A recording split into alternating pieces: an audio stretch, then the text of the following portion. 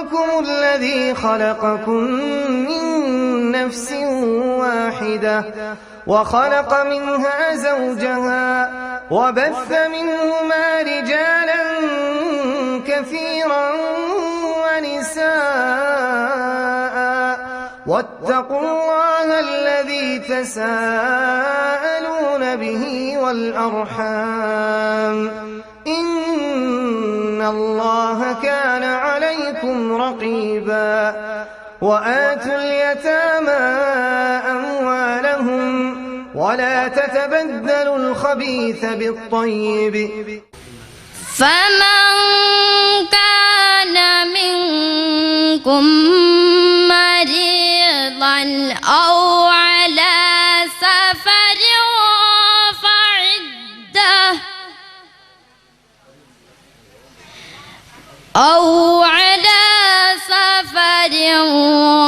فعدة من أيام أخر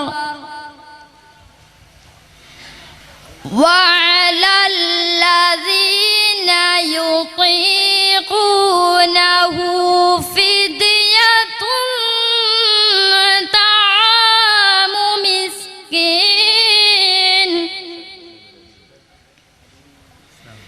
فمن تطوع خيرا فهو خير له وأن تصوموا خير لكم إن كنتم تعلمون شهر رمضان الذي أنزل فيه القرآن. الحمد لله رب العالمين والصلاة والسلام على سيد المرسلين وعلى آله وصحبه أجمعين أما بعد. رب اشرح لي صدري ويسر لي أمري واحلل عقدة من لساني يفقهوا قولي.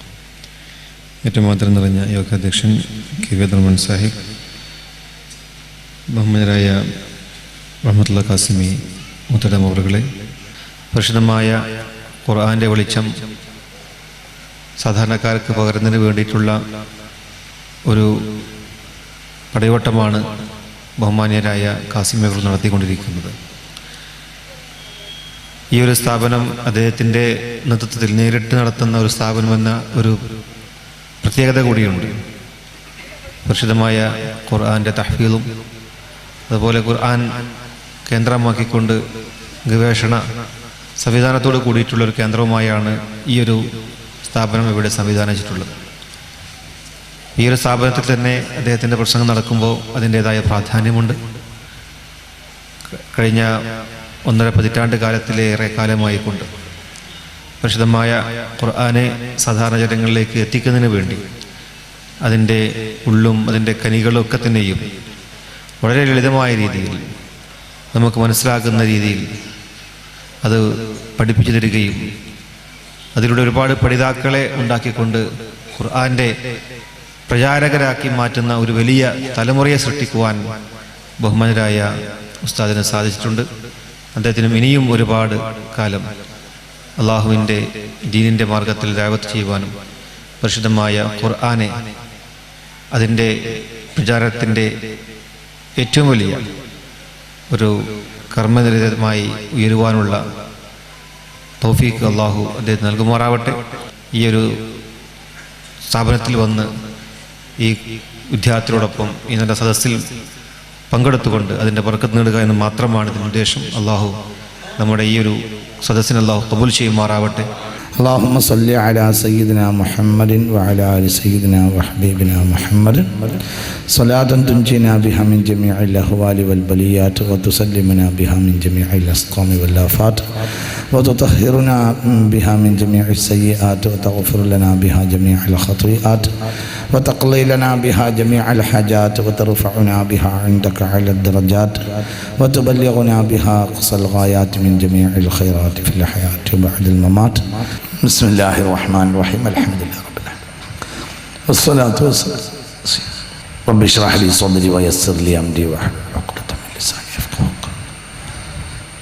يا سيدي سندي غوثي ويا مددي كلي ظهيرا على الأعداء بالمدد مجير عرضي وخذ بيدي مدى مددي خليفة الله فينا محيي الدين يا سيدي سندي غوثي ويا مددي كلي ظهيرا على الأعداء بالمدد مجير عرضي وخذ بيدي مدى مددي خليفة الله فينا محيي الدين يا سيدي سندي غوثي ويا مددي كلي ظهيرا على الأعداء بالمدد مجير عرضي وخذ بيدي مدى مددي خليفة الله فينا محيي الدين وصلى الله على خير خلقه سيدنا محمد وعلى آله وصحبه أجمعين سبحان ربك رب العزة عما يصفون وسلام على المرسلين والحمد لله رب العالمين. ഖുർആൻ അധികാര കേന്ദ്രങ്ങളിൽ വരുത്തിയ സ്വാധീനം എന്നതാണ് ഇന്നത്തെ വിഷയത്തിൻ്റെ മർമ്മം.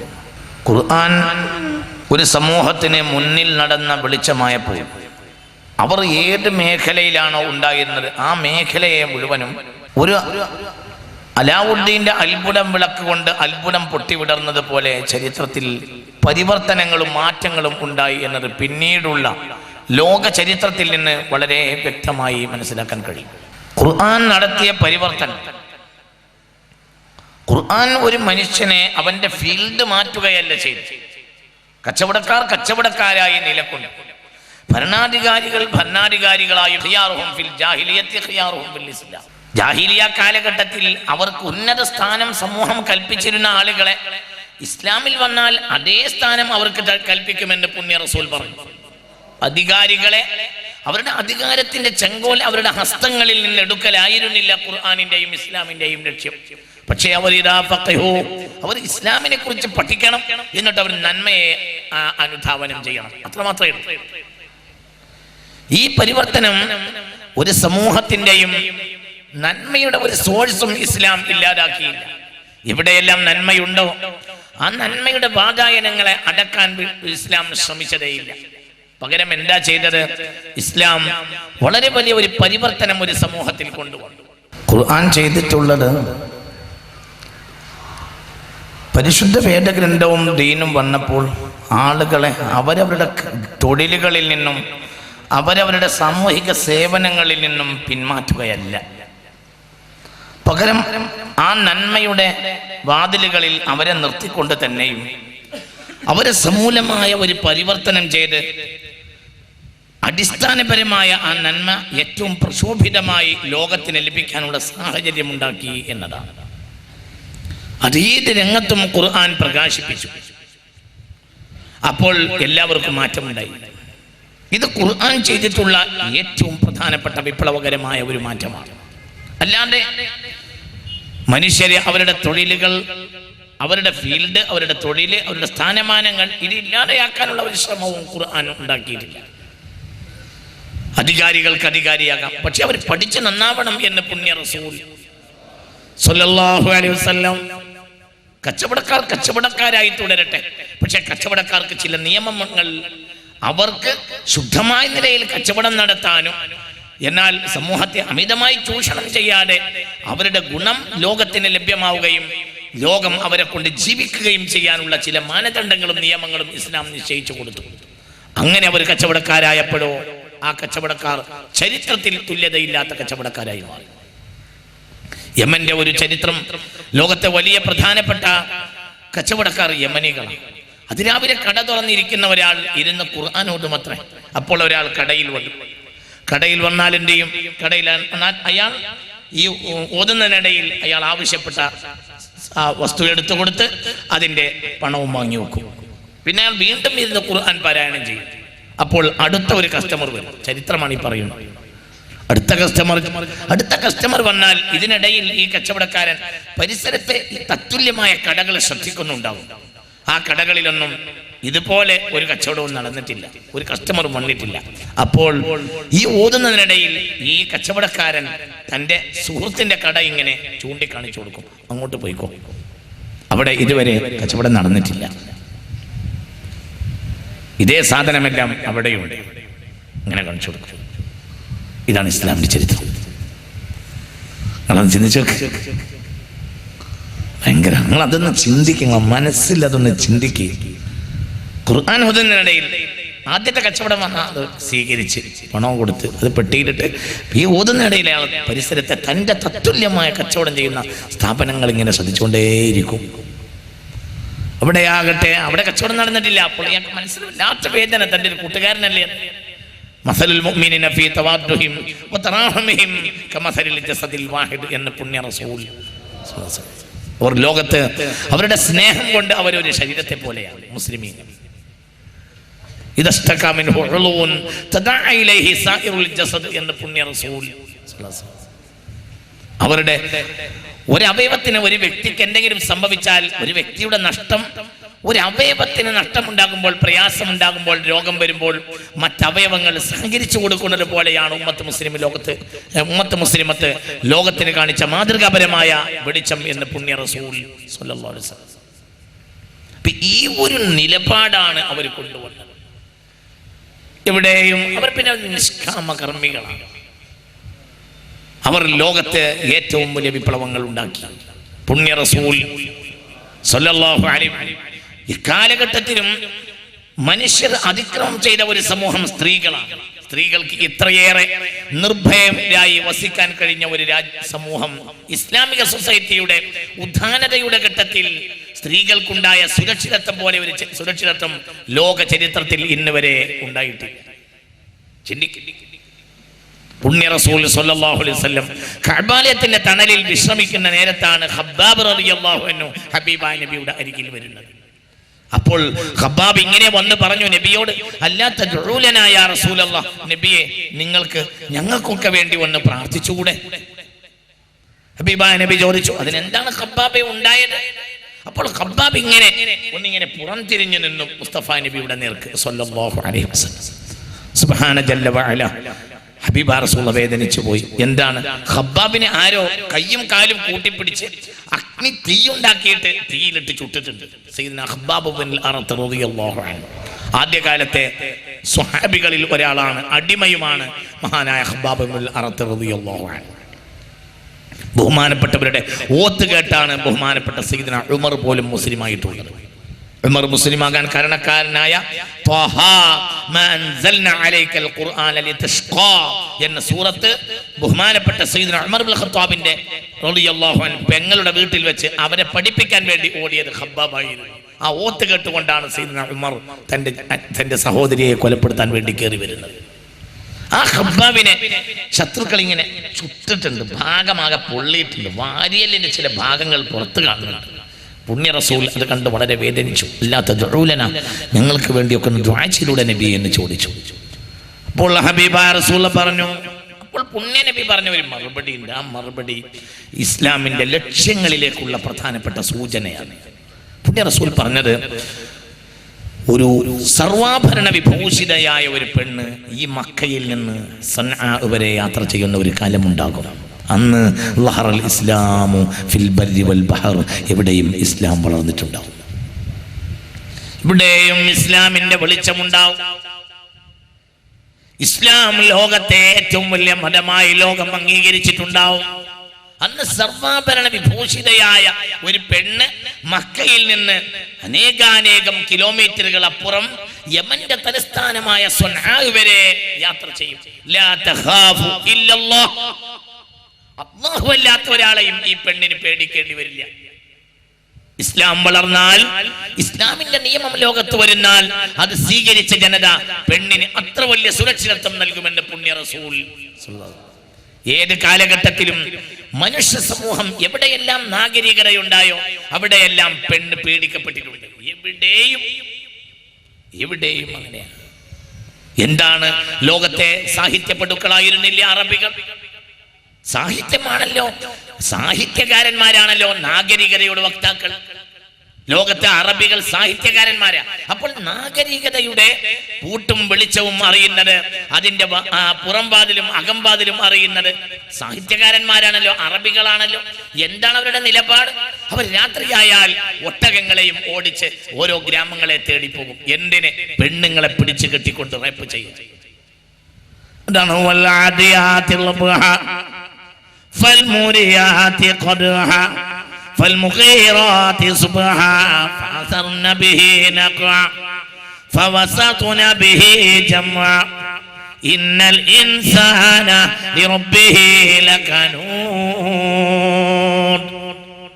ചിന്തിക്കുക, ലോകത്തെ ഏറ്റവും വലിയ ജനാധിപത്യ രാജ്യമെന്ന് അവകാശപ്പെടുന്ന നമ്മുടെ രാജ്യത്തിന്റെ പരമോന്നത കേന്ദ്രത്തിന്റെ മൂക്കിന്റെ ചുവട്ടിൽ വെച്ചാണ് ഒരു പെൺകുട്ടി ചരിത്രത്തിൽ തുല്യതയില്ലാതെ ഈ വർഷവും പീഡിക്കപ്പെട്ടിട്ടുള്ളത്. വിദ്യാഭ്യാസം കൊണ്ട് നാം ലോകത്തേക്ക് ശാസ്ത്രവും ടെക്നോളജിയും വിൽക്കാൻ മാത്രം കരുത്തുള്ളവരാണ് ഇന്ന് ഇന്ത്യക്കാർ. ലോകത്തെ ഏറ്റവും വികസിച്ചുകൊണ്ടിരിക്കുന്ന രാജ്യങ്ങളിലൊന്ന് അമേരിക്കയല്ല, ഇന്ത്യയാണ്. ലോകത്തെ മുഴുവനും നാളെ കൈപ്പിടയിൽ ഒടുക്കും എന്ന് പലരും പ്രതീക്ഷിക്കുന്ന ഒരു രാജ്യം ഇന്ത്യയാണ്. ഇന്ത്യയുടെ മാനവ വിഭവശേഷിയും ഇന്ത്യയുടെ ശാസ്ത്രീയവും ടെക്നോളജിയുമായ കുതിപ്പും ലോകത്തെ തന്നെ അത്ഭുതപ്പെടുത്തുകയാണ്. അത്ര വലിയ വിദ്യാഭ്യാസം നമ്മൾ ഇന്ന് നേടിയിട്ടുണ്ട്. എന്നിട്ട് നമ്മുടെ സംസ്കാരം എന്താണ്? എല്ലാ ടെക്നോളജിയും എല്ലാ വിവരവും നമുക്കുണ്ട്. പക്ഷേ സൊസൈറ്റിയിലെ നമ്മുടെ ഏറ്റവും പ്രധാനപ്പെട്ട വിഭാഗമായ സ്ത്രീകളോട് കാണിക്കുന്ന രീതി എന്താണ്? അവിടെയാണ് 1400 കൊല്ലം മുമ്പ് പുണ്യ റസൂൽ സ്വല്ലല്ലാഹു അലൈഹി വസല്ലം മക്കയിൽ സുൻആ വരെ സർവാഭരണ വിഭൂഷിതയായി യാത്ര ചെയ്യുന്ന പെണ്ണിനെ ലാ തഖാഫു ഇല്ലല്ലാഹ്, അല്ലാഹുവല്ലാതെ ഒരാളെയും പേടിക്കേണ്ടി വരില്ലെന്ന് പുണ്യ റസൂൽ മാറ്റങ്ങൾ ഉണ്ടാക്കിയില്ലേ അവർ? പിന്നെ നിങ്ങളെ ചിന്തിക്കണം, അവർ സമൂലമായ മാറ്റം ഉണ്ടാക്കി. അവർ അവരുടെ അവയവങ്ങളെ നിയന്ത്രിക്കാൻ പഠിച്ചു. ഉമ്മു സലമ ബീവിയെ 400 ചില്ലാനും കിലോമീറ്റർ കടത്തിക്കൊണ്ടുവരുന്നുണ്ട് ഒരു ചെറുപ്പക്കാരൻ ഉമ്മു സലമ ബീവിയെ കൊണ്ടുവരിക, മക്കയെന്ന് കൊണ്ടുവരിക. 2 ആഴ്ച കഴിയുമ്പോഴാണ് അവർ മദീനയിലെത്തുന്നത്. ഒരു കാഫില സംഘമില്ല. ആ ചെറുപ്പക്കാരൻ ഒട്ടകത്തിന്റെ കയറും പിടിച്ച് മുന്നിൽ നടക്കും. ഉമ്മു സലമ ബീവി ഒട്ടകപ്പുറത്തു. നിങ്ങളത് ആലോചിക്കുക. ഉമ്മു സലമ ബീവി എപ്പോഴും പറയായിരുന്നു, മാ റഅയ്തു അക്രമ മിൻഹു, ഇതിനേക്കാൾ മാന്യനായൊരു മനുഷ്യനെ എൻ്റെ ജീവിതത്തിൽ ഞാൻ കണ്ടിട്ടില്ല. മിണ്ടുക പോലുമില്ല ഉമ്മു സലമ ബീവിയോട് റളിയല്ലാഹു അൻഹ. ഒട്ടകത്തിന്റെ കയറും പിടിച്ച് മുന്നിൽ നടക്കും. എന്തെങ്കിലും താഴെ ഇറങ്ങേണ്ട അത്യാവശ്യമുണ്ടെങ്കിൽ ഉമ്മു സലമ ബീവി ഒച്ചയനക്കും. അപ്പോൾ ഇങ്ങനെ ഒട്ടകത്തെ താഴ്ത്തി കൊടുക്കും. മദീനയിലേക്ക് ഉമ്മു സലമ ഒറ്റക്ക് പുറപ്പെട്ടതാ റളിയല്ലാഹു അൻഹ. മക്കാങ്ങാടിയിലൂടെ പോകുമ്പോൾ ചോദിച്ചു, എവിടെയൊക്കെ പെണ്ണ് ഈ വൈകുന്നേരത്ത്? ഞാൻ ഉരീദുൽ മദീന, ഞാൻ മദീനയേക്കോ? മദീന ഇല്ല, മദീനയ്ക്ക് നീ എങ്ങനെ പോകും? ഒരു കാഫിലയും ഇപ്പോൾ മദീനയിലേക്ക് പുറപ്പെടുന്നില്ലല്ലോ, നീ പെണ്ണല്ലേ? ഇല്ല, ഞാൻ പോകും. ഭർത്താവ് അബൂ സലമ മദീനയിലാണ്, ഞാൻ പോകും. സമ്മതിക്കൂല. അപ്പോൾ ഒട്ടകത്തിന്റെ കയറ് പിടിച്ചു ഈ ചെറുപ്പക്കാരൻ. ഞാൻ വരാൻ കൂടെ അങ്ങോട്ട് നടന്നു. ഒട്ടപ്പുറത്ത് ഇരുന്നില്ല. മക്ക മുതൽ മദീന വരെ 2 അക്കിരിക്കാലം ഒട്ടപ്പുറത്ത്, പക്ഷെ ഇരുന്നില്ല. ഒട്ടകത്തിന്റെ കയറും പിടിച്ച് ചെറുപ്പക്കാരൻ മുന്നിൽ നടന്നു. ഓരോ സന്ദർഭത്തിലും എവിടെയാണോ ശബ്ദം മുരടനക്കുന്നത് അവിടെ ഒട്ടകത്തെ താഴ്ത്തി കൊടുക്കും. എല്ലാം കഴിഞ്ഞ് ഉമ്മു സലമ റളിയല്ലാഹു അൻഹ ഒട്ടകത്തിന്റെ അടുത്തെത്തിയാൽ ആ ചെറുപ്പക്കാരൻ വന്ന് ഒട്ടകത്തെ വീണ്ടും താഴ്ത്തി, ഒട്ടകത്തെ എണീപ്പിച്ച് ഒട്ടകത്തിന്റെ താഴ്ത്തി ഒട്ടകപ്പുറത്ത് കയറാൻ സൗകര്യമാക്കി. പിന്നെ കയറും പിടിച്ച് മുന്നിൽ നടക്കും. ലാ തഖാഫു ഇല്ലല്ലാഹ്, അല്ലാഹുവല്ലാത്ത ഒരാളെയും ഒരു പെണ്ണിന് പേടിക്കേണ്ടാത്ത ഒരവസ്ഥ ലോകത്ത് ഇസ്ലാമിന് മാത്രമേ സംജാതമാക്കാൻ കഴിയൂ എന്ന് പുണ്യ റസൂൽ സ്വല്ലല്ലാഹു അലൈഹി വസല്ലം അവർ മാറ്റം ഉണ്ടാക്കി. അപ്പോൾ അവർ ചെന്ന ഭാഗങ്ങളിലെല്ലാം ലോകത്ത് സുരക്ഷിതത്വം ഉണ്ടായി. ലോകത്തേക്ക് ഇസ്ലാമിലേക്ക് ഒഴുകി. അതാണ് ചരിത്രം. ചിന്തിക്കുക, അല്ലാത്തൊരു ചരിത്രം അല്ലാതെന്താ? ഏകാന്തപതികരായി മദീനയുടെ നഗര കവാടം ഇറങ്ങിയിട്ട് ലോകത്തേക്ക് വന്നിരുന്നവരുണ്ടല്ലോ, അവർക്ക് എന്ത് വിധം ചെയ്യാനാണ്? കോടാനക്കോടി മനുഷ്യർ വസിക്കുന്ന ചൈനയിലേക്ക് പോയത് ഒരു മനുഷ്യൻ മാത്രം. എങ്ങനെ വാളുകൊണ്ട് കീഴടക്കാൻ? ഒരു മനുഷ്യൻ മാത്രമാണ് മദീനയിൽ നിന്ന് ചൈനയിലേക്ക് പോയത്. ആ ചൈനയിൽ പിന്നീട് കോടിക്കണക്കിന് മുസ്ലിമീങ്ങൾ നിറഞ്ഞു. എത്രത്തോളം എന്ന് പറഞ്ഞാൽ ചൈനയുടെ രാഷ്ട്രപിതാവ് മാവോ സേതൂങ് പോലും മുസ്ലിമാണ്. മാവോ സേതൂങ് അസ്ലൻ മുസ്ലിമാണ്. അദ്ദേഹത്തിന്റെ ഉപ്പ മരണം വരെ അദ്ദേഹത്തിന്റെ മഹല്ലിൽ ഖാളിയായി. ഇന്ത്യക്ക് മഹാത്മാഗാന്ധി, ഗാന്ധിജി എത്രമേൽ പ്രധാനപ്പെട്ട രാഷ്ട്രപിതാവാണോ അതുപോലെ ചൈനക്ക് പ്രധാനപ്പെട്ട ആളാണ് മാവോ സേതുങ്. മാവോ മുസ്ലിമാണ്.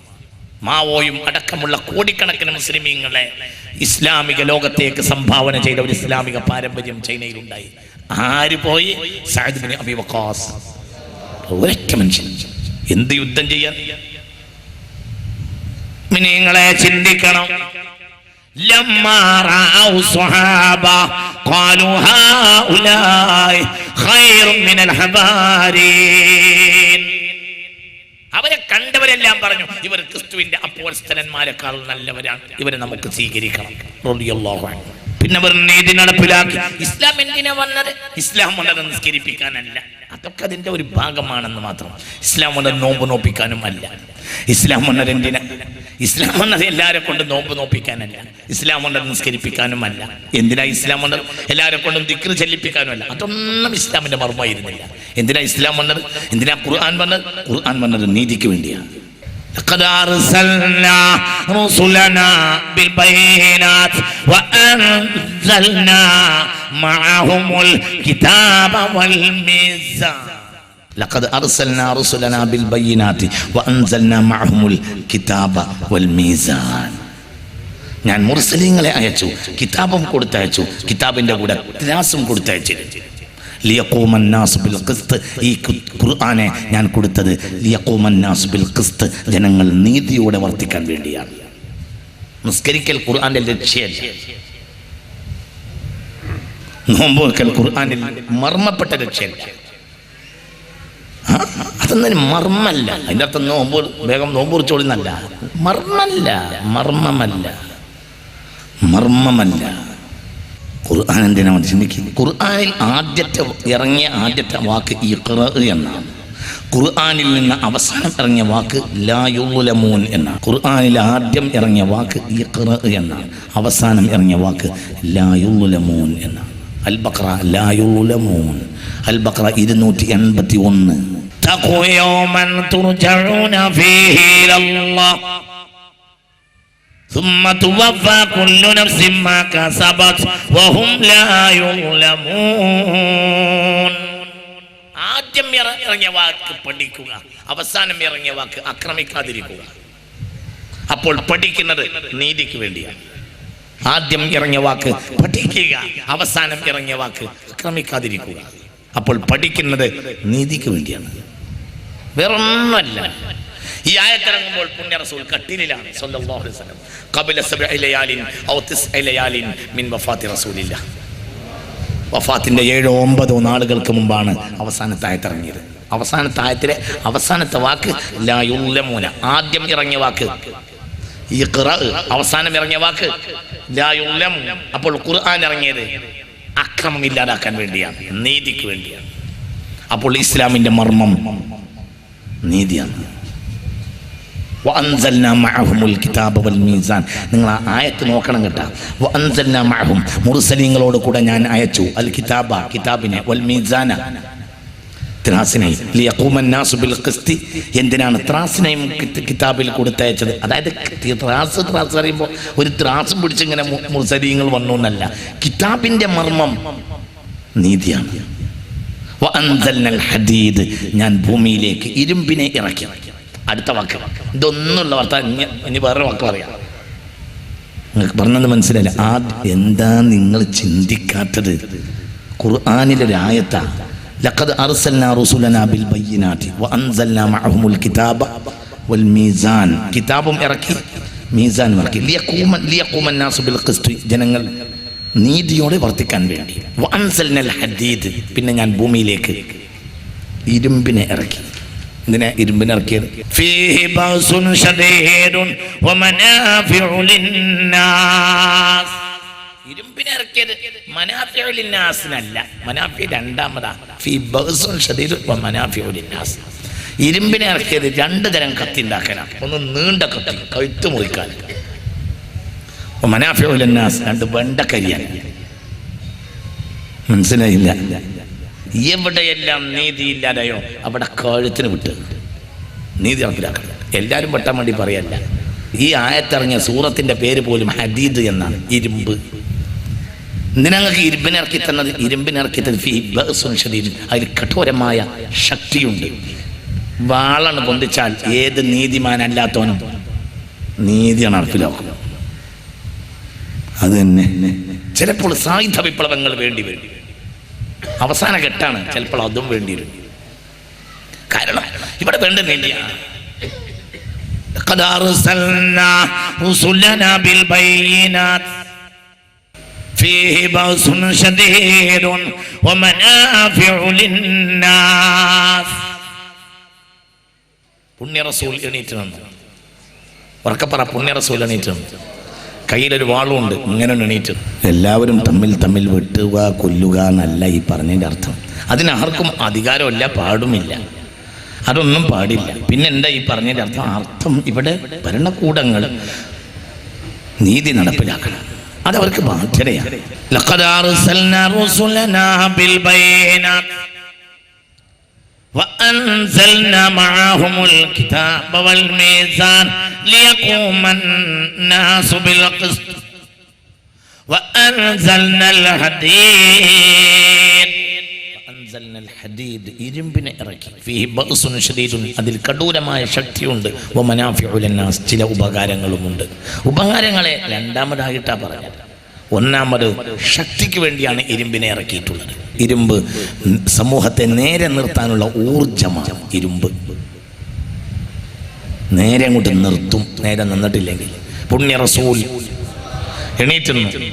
ആ ഒരു വാളും പിടിച്ചുകൊണ്ട് സ്വഹാബത്തിന്റെ മുന്നിൽ എണീറ്റുന്നു. പുണ്യ റസൂൽ ഇങ്ങനെ നിന്നു.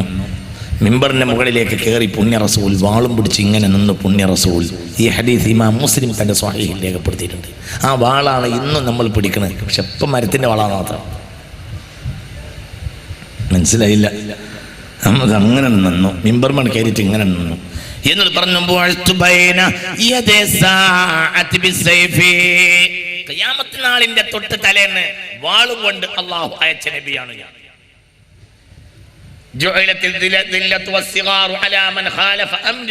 പറഞ്ഞത് കേട്ടിട്ടില്ലെങ്കിൽ ഇതുകൊണ്ട് ഞാൻ ചെറുതാക്കും ഓരോരുത്തരും എന്ന് പുണ്യ റസൂൽ. ഈ ഹദീസ് സ്വഹീഹ് മുസ്ലിമിൽ. മര്യാദക്കുള്ള എല്ലാവരും, അതായത് ഇസ്ലാമിന്റെ പുറത്തുള്ളവരെ വിട്ടുന്നല്ല, ഇതിന്റെ ഉള്ളിൽ കയറിയവർ കുതിര വിട്ടാൽ ശരിയാക്കും പുണ്യ റസൂൽ. പിന്നെ നീതി നടപ്പിലായിട്ടില്ലെങ്കിൽ നീതി അങ്ങോട്ട് നടപ്പിലാക്കും എന്ന് പുണ്യ റസൂൽ. അപ്പോൾ എന്തിനാണ് ഇവിടെ ഇസ്ലാമാണ് നീതിക്ക് വേണ്ടിയാണ്.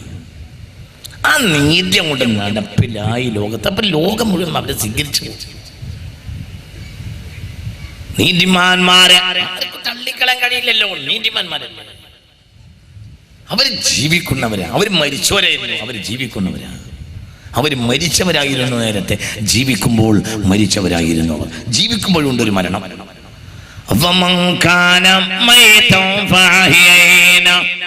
ജീവിക്കുമ്പോൾ ഒരു മരണമുണ്ട്. അങ്ങനെയുണ്ട്.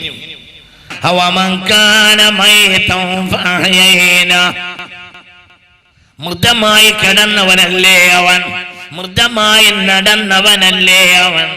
എന്നിട്ടോ ഹിദായത്ത് കൊണ്ട് നാം അവനെ ജീവിപ്പിച്ചില്ലേ. ആ ജീവിതം നമുക്ക് തരട്ടെ. മൃദായിരുന്നു. അബൂജഹലിനെ പറ്റി പറഞ്ഞല്ലോ, മൃദമാണവൻ, ചത്തതാണവൻ.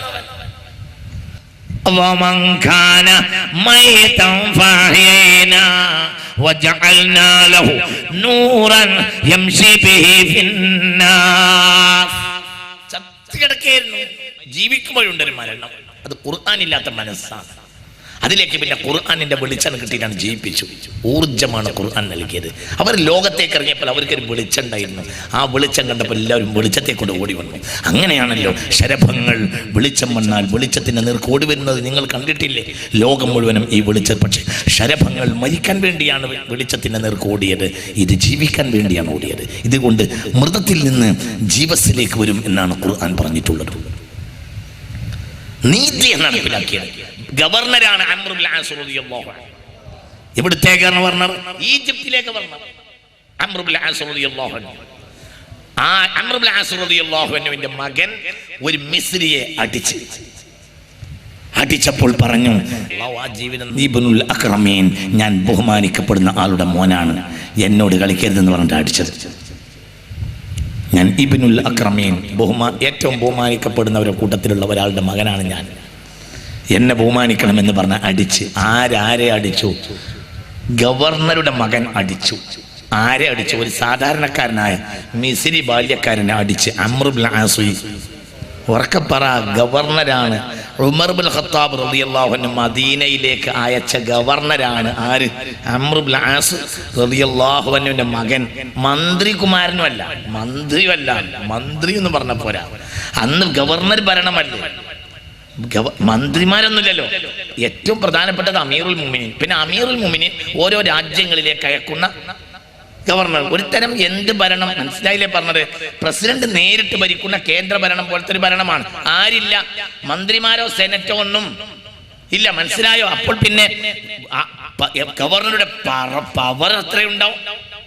ഉറപ്പല്ലേ? ഭയങ്കര പവറല്ലേ. ഗവർണറെ രാജാവെന്ന് വിളിക്കും. അബ്രഹത്ത് ഗവർണറാണല്ലോ, പക്ഷെ അയാളെ എക്കാലത്തും ലോകം വിളിച്ചത് അബ്രഹത്ത് രാജാവ്. അബ്രഹത്ത് രാജാവേ അല്ല, രാജാവ് അബിസീനിയൻ നജ്ജാശിയാണ്. നജ്ജാശി രാജാവിന്റെ യമനിലേക്കുള്ള ഗവർണറായിരുന്നു ആര്? അബ്രഹത്ത്. മനസ്സിലായില്ല? നമ്മൾ എല്ലാ കാലത്തും പറയുന്ന ഒരു വാക്കുണ്ട്, അബ്രഹത്ത് രാജാവ് കഅബ വിളിക്കാൻ വന്നു. അബ്രഹത്ത് രാജാവേ അല്ല. രാജാവ് ആരാ? അബിസീനിയൻ ചക്രവർത്തിയായ നജ്ജാശി. നജ്ജാശിയുടെ കീഴിലുള്ള യമൻ നാട്ടിലേക്കുള്ള ഗവർണറായിരുന്നു ആര്? അബ്രഹത്ത്. അയാളെ നമ്മൾ എല്ലാ കാലത്തും എന്താ വിളിച്ചത്? അബ്രഹത്ത് രാജാവ്. ആൾ ഗവർണറാണെങ്കിലും പദവി അത്രയുള്ളെങ്കിലും, എന്നാൽ ആ പദവിയിലുള്ള അധികാരത്തിന്റെ തലങ്ങൾ വെച്ച് നോക്കിയാൽ രാജസ്ഥാനത്താണ്. അങ്ങനെ ഏതായാലും ഇത്ര വലിയ സ്ഥാനത്തുള്ള അംർ ഇബ്നുൽ ആസ് റളിയല്ലാഹു അൻഹുവിന്റെ മകൻ ഒരു മിസ്രിയെ അടിച്ചു. ഫശകാ ഇലാ അമീരിൽ മുഅ്മിനീൻ ഖലീഫ ഉമർ ഇബ്നുൽ ഖത്താബ്. ഉമർ ഇബ്നുൽ ഖത്താബ് റളിയല്ലാഹു അൻഹുവിലേക്ക് ഈ മിസ്രിയുടെ കുടുംബം അന്യായം ബോധിപ്പിച്ചു. ഇതാ ഗവർണറുടെ മകൻ ഞങ്ങളെ അടിച്ചു. ഫഹകമ ഉമറു ബിളർബിഹി. ഗവർണറുടെ മകനെ പരസ്യമായി കൈറോ പട്ടണത്തിലിട്ടിട്ട് അടിക്കാൻ ഉമർ ഇബ്നുൽ ഖത്താബ് കൽപ്പന കൊടുത്തു. റളിയല്ലാഹു അൻഹു നീതി നടപ്പിലാക്കി അടിയടുത്തു. അംറിനോട് പറഞ്ഞു, അംറെ കളിക്കണ്ടേ, നാട്ടുകാരെ അടിമയാക്കാനല്ലേ ഞാൻ എന്നോട് വെച്ചത്. നിന്നെ അവിടെ അധികാരത്തിലെത്തിയവനെ നിന്നെ ഒന്നുമല്ലാതാക്കാനും അള്ളാഹു എനിക്ക് അധികാരം തന്നിട്ടുണ്ട്, മര്യാദക്കുന്നു. ആരോട് പറഞ്ഞു? അംർ മനസ്സിലാണ്, നല്ല മനുഷ്യനുമാണ്. മകന്റെ കയ്യിൽ നിന്ന് കൈപ്പഴ പറ്റിപ്പോയല്ല. എങ്ങനെയുണ്ട്? നമ്മൾ പഞ്ചായത്ത് പ്രസിഡന്റായാണ് മക്കളെ കൊണ്ട് വിടുന്നത്. എന്തൊക്കെ മന്ത്രി നോണ്ട പഞ്ചായത്ത് പ്രസിഡന്റാണ്, മെമ്പറെ. നിങ്ങൾ ചിന്തിക്കുന്ന കുട്ടി ഇസ്ലാം പിന്നെ ആ വെളിച്ചത്തിലേക്ക് വരാതിരിക്കുക.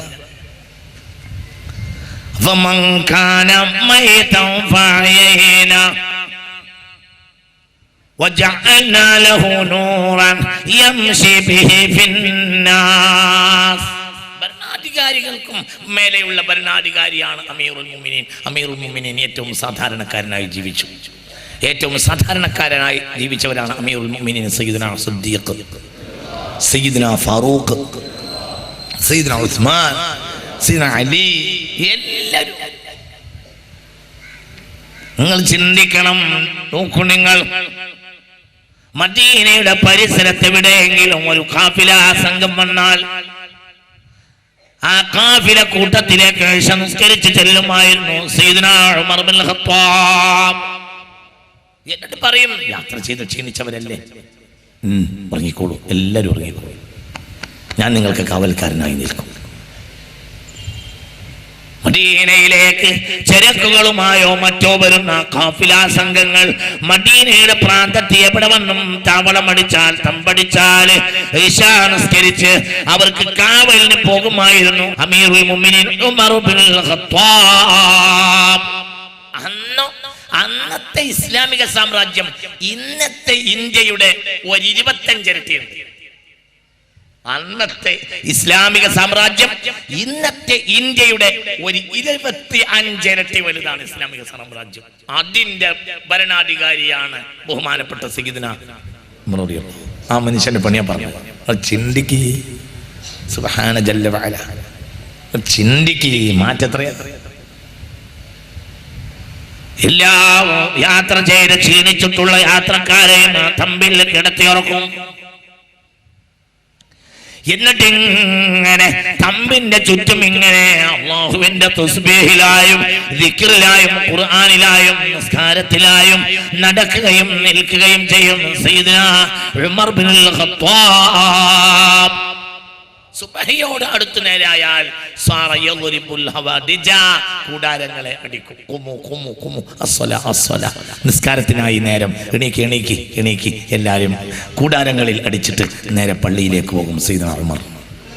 അറിയുന്നു, ഇത് കഥയല്ല, ഇത് കഥയല്ല, ഇത് ലോകത്ത് നടന്നതാ.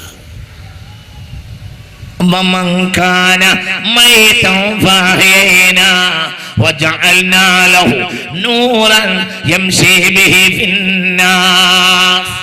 അവർക്കൊരു പ്രയാസമില്ല, ഒന്നുമില്ല. അധികാരം ഒരിക്കലും അവരെ മത്ത് പിടിപ്പിച്ചില്ല.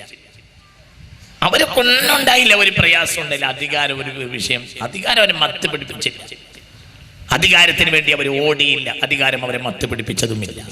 ഒരു ദിവസം ഒരു മനുഷ്യനെ ഷാമിലേക്കുള്ള പടയിൽ സൈന്യാധിപനാക്കി ഒരാളെ മഹാനായ സയ്യിദുനാ സിദ്ദീഖ്.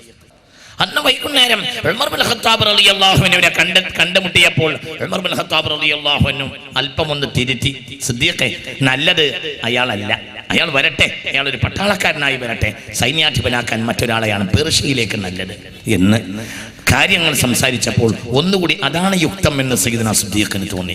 രാത്രി തന്നെ ആ മനുഷ്യന്റെ വീട്ടിൽ വാതിൽ പോയി മുട്ടി ഖലീഫ സയ്യിദുനാ സിദ്ദീഖ് മുഖം കാണിച്ചു. അയാളോട് പറഞ്ഞു, എന്താ ഖലീഫ, എന്തിനാ വന്നത്? ഒന്നുമില്ല, എൻ്റെ അടുത്ത് ചെറിയൊരു അബദ്ധം പറ്റിയിട്ടുണ്ട്. സൈന്യാധിപനാക്കാൻ പറ്റിയത് നിങ്ങളെക്കാൾ മറ്റൊരാളാണെന്ന് ഞാൻ സംസാരത്തിൽ മനസ്സിലാക്കി. ഞാൻ പഠിച്ചപ്പോൾ എനിക്ക് അങ്ങനെ ബോധ്യപ്പെട്ടു. അതുകൊണ്ട് പട്ടാളത്തിൽ നിന്ന് പിന്മാറരുത്. നിങ്ങളുടെ സൈനിക സേവനം നിർബന്ധമാണ്. നിങ്ങൾ നിർബന്ധമായും നാളെ പടയിൽ വരണം. പക്ഷേ നിങ്ങൾ സൈന്യാധിപനല്ല, ഒരു സാധാരണ പട്ടാളക്കാരനാണ്. അയാൾ സമ്മതിച്ചു. പിറ്റേന്ന് രാവിലെ പട പുറപ്പെടുകയാ. പടക്ക് വേണ്ട നിർദ്ദേശങ്ങൾ കൊടുക്കുകയാ സയ്യിദുനാ സിദ്ദീഖ്. അപ്പോൾ ഈ സൈന്യാധിപൻ മറ്റൊരാളാണ്. ഇന്നലെ വിളിച്ച് എല്ലാവരോടും പറഞ്ഞിട്ടുണ്ട്, ഞാൻ ഇന്നയാളാണ് സൈന്യാധിപൻ. സൈന്യാധിപൻ ഒരു രാത്രി കൊണ്ട് ചേഞ്ചായി, വേറൊരാളാ സൈന്യാധിപൻ. അപ്പോൾ ഒരു മുനാഫിഖ് വന്നിട്ട് തലേ ദിവസം സൈന്യാധിപനായി സിദ്ദീഖ് നിശ്ചയിച്ച ആളുടെ അടുത്ത് വന്നിട്ട് മെല്ലെ ഒരു ഫിത്തന ഉണ്ടാക്കി. മെല്ലെ മാലി അബീബക്കറിൻ, എന്താണ് ഈ അബീബക്കറിന്? യഖൂലു ഇന്നക ഖൈദുൽ ജയ്ശി യൗമൻ വയഖൂലു ഗദൻ ഇന്നക ജുന്ദിയുൻ അദിയുൻ. മാലി അബീബക്കറിൻ, എന്താ ഈ അബൂബക്കറിന്? ഇയാൾക്കെന്താ പ്രാന്തോ? ഇയാൾക്ക് എന്താ പറ്റിയത്? ഇയാൾ പറയാ ഒരു ദിവസം നീയാണ് സൈന്യാധിപൻ, പിറ്റേന്ന് വന്നിട്ട് ജനങ്ങളെ മുന്നിൽ നോക്കുമ്പോൾ ഈ സൈന്യാധിപനുമല്ല, ഒന്നുമല്ല, ഒരു സാധാരണ പട്ടാളക്കാരൻ. ഈ അബൂബക്കറിന്റെ ഭ്രാന്തോ എന്ന് ഒരു മുനാഫിഖ് വന്നിട്ട് ഫിത്തനയുണ്ടാക്കി ഈ മനുഷ്യന്റെ മുന്നിൽ. റളിയല്ലാഹു അൻഹു. ഈ സ്വഹാബി പട്ടാളച്ചിട്ടയിൽ നിന്ന് സിദ്ദീഖിന്റെ നിർദ്ദേശങ്ങൾ കേട്ടുകൊണ്ടിരിക്കുന്നതിനിടയിൽ അയാൾ പറഞ്ഞു, ഇന്നലെ സൈന്യാധിപനാക്കിയപ്പോൾ എനിക്ക് പ്രത്യേകം ഒരു സന്തോഷം തോന്നാത്തത് കൊണ്ട് ഇന്ന് എന്നെ സാധാരണ പട്ടാളക്കാരനാക്കിയപ്പോൾ പ്രത്യേക ഒരു വിഷമവും തോന്നുന്നില്ല. ഞാൻ എൻ്റെ ഉത്തരവാദിത്തം നിർവഹിക്കണം. ഇന്നലെ സൈന്യാധിപനാക്കിയത് കൊണ്ട് എനിക്കൊരു പ്രത്യേക സന്തോഷം തോന്നാത്തത് കൊണ്ട് ഇന്നൊരു സാധാരണ പട്ടാളക്കാരനാക്കിയത് കൊണ്ട് എനിക്ക് ദുഃഖവും തോന്നിയിട്ടില്ല എന്നീ മനുഷ്യൻ മുനാഫിഖിനോട് പറഞ്ഞു. റളിയല്ലാഹു അൻഹു. ومن كان ميتا فأحيينا وجعلنا له نورا يمشي به في الناس. അപ്പോൾ സമൂലമായ മാറ്റമുണ്ടായി. അധികാരങ്ങളിൽ അല്ലാഹുവിന്റെ ദീനിന്റെ വെളിച്ചമുണ്ടായി. അധികാരികൾ ഭരണീയരെക്കാൾ പാവപ്പെട്ടവരായി നിലകൊണ്ടു. പലപ്പോഴും അവർ ഭരണീയരുടെ മുന്നിൽ, ഭരണാധികാരികൾ ഭരണീയരുടെ മുന്നിൽ യാചനയിൽ സംസാരിക്കുന്ന സന്ദർഭം പോലും ഉണ്ടായി. അധികാര കേന്ദ്രങ്ങളിൽ ഒരിക്കലും പല്ലക്കുകളെ നിരത്തുകയോ അധികാരത്തിന്റെ സോപാനത്തിലെ സ്വർണ്ണഖചിതമായ കസേരകൾ നിരത്തുകയോ ചെയ്തില്ല. അത് ചെയ്തിരുന്ന പേർഷ്യക്കാരോ 2000 കൊല്ലം മനുഷ്യരെ സാമ്രാജ്യത്തിന്റെ മുഷ്കു കൊണ്ട് അധീനപ്പെടുത്തിയ ആ തെമ്മാടികളായ പേർഷ്യക്കാരെ ക്ഷണികമായി ഇസ്ലാമിക സമൂഹം തൂത്തെറിഞ്ഞു. അവസാനത്തെ പേർഷ്യൻ ഭരണാധികാരിയാണ് യസ്ദഗിർദ്. ഓടിയിട്ട് ചൈനയിൽ അഭയം തേടി. ആര് ചെന്നപ്പോൾ? അസ്ഹാബുൽ മുസ്തഫ. ഉറക്കപ്പറ, അസ്ഹാബുൽ മുസ്തഫ. പിടിച്ചെക്കാൻ എങ്ങനെ പിടിച്ചെക്കാൻ കഴിയും? വമൻ കാന മൈതൻ ഫഅഹ്യൈനാ وجعلنا له نورا يمشي به في الناس. അല്ലാഹുവിന്റെ വെളിച്ചത്തിൽ അവർ മുന്നിൽ നടന്നിരുന്നു.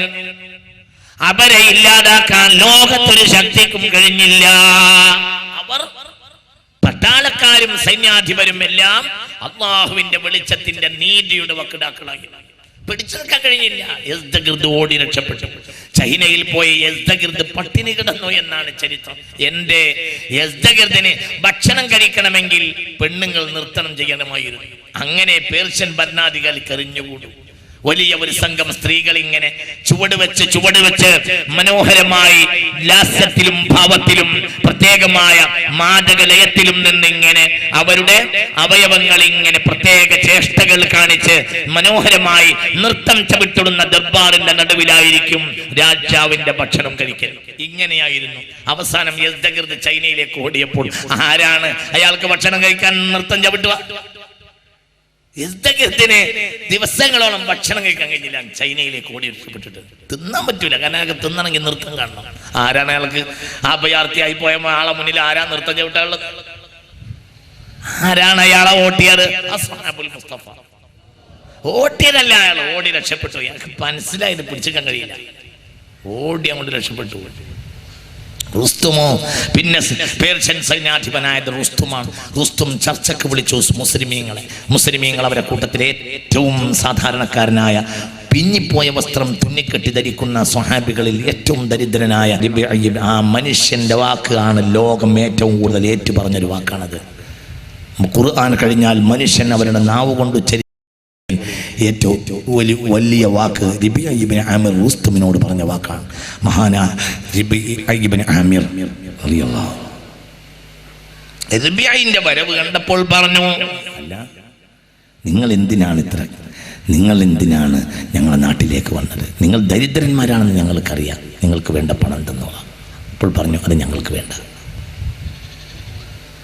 സ്വർണത്തിന്റെ മനോഹരമായ സിംഹാസനത്തിൽ ഇരിക്കുകയായിരുന്നു പേർഷ്യൻ സേനാനായകനായ റുസ്തും. ആദ്യം അയാൾ സേനാനായകനായിരുന്നു. യസ്ദഗിർദ് ഓടിയപ്പോൾ അയാൾ ഭരണാധികാരിയായി. അതിന്റെ മുന്നിലേക്ക് ചെന്നു മഹാനായ റബീഅ ഇബ്നു ആമിർ റളിയല്ലാഹു അൻഹു. നിങ്ങൾക്ക് പണം തരാൻ പറഞ്ഞു, ഞങ്ങൾക്ക് തീരെ ആവശ്യമില്ല.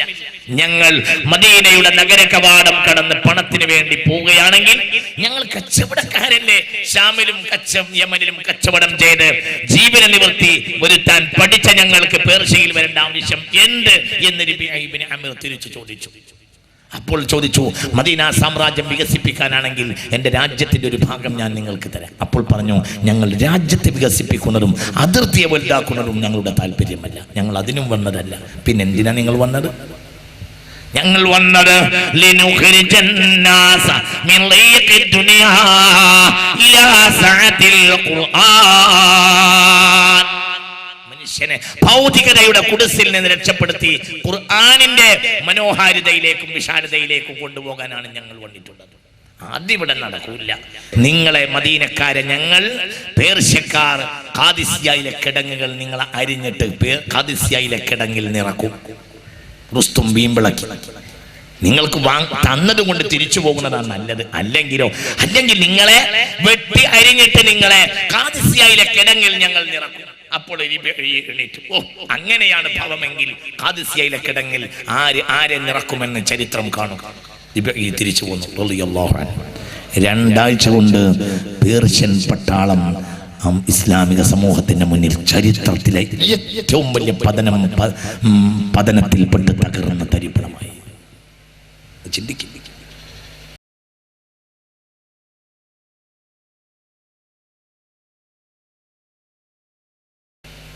രണ്ടാഴ്ച തരിപ്പണം. എന്തുകൊണ്ട്?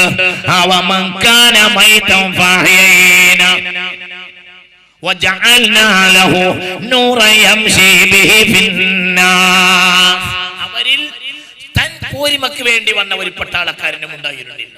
തൻ പോരിമക്ക് വേണ്ടി യുദ്ധം ചെയ്ത ഒരാളെ പുണ്യ റസൂൽ ക്ഷമിച്ചിട്ടുമില്ല സ്വല്ലല്ലാഹു അലൈഹി വസല്ലം. യുദ്ധക്കളത്തിൽ ഒരാൾ യുദ്ധത്തിന് വേണ്ടി വന്നു. അയാൾ വല്ലാതെ യുദ്ധത്തിൽ സഹായിച്ചപ്പോൾ സ്വഹാബികൾ അയാളുടെ മഹത്വം വന്ന പുണ്യ റസൂലിനോട് പറഞ്ഞു സ്വല്ലല്ലാഹു അലൈഹി വസല്ലം. അപ്പോൾ ഹബീബ് ഇങ്ങനെ പറഞ്ഞു, ഇന്നഹു മിൻ അഹ്ലിന്നാർ, അയാൾ നരകക്കാരനാണ്. അയാളെ പൊലിമ പറയാൻ. ഇത്രയേറെ യുദ്ധം ചെയ്യുന്ന ഒരാൾ നരകക്കാരനോ നബിയെ? ജാഹദ ലിയുഖാല ഇന്നഹു ജരീ. ധീരനാണ് എന്ന് പറയപ്പെടാനാണ് അയാൾ യുദ്ധം ചെയ്യുന്നത്. അയാൾ നരകക്കാരനാണെന്ന് പുണ്യ റസൂൽ സല്ലല്ലാഹു അലൈഹി വസല്ലം. അല്ലാഹു നമ്മളെ കാത്തിരക്ഷിക്കട്ടെ. ഞാൻ നീട്ടി പറയുന്നില്ല. അധികാര ലോകങ്ങളിൽ അവർ മാറ്റങ്ങൾ ഉണ്ടാക്കി.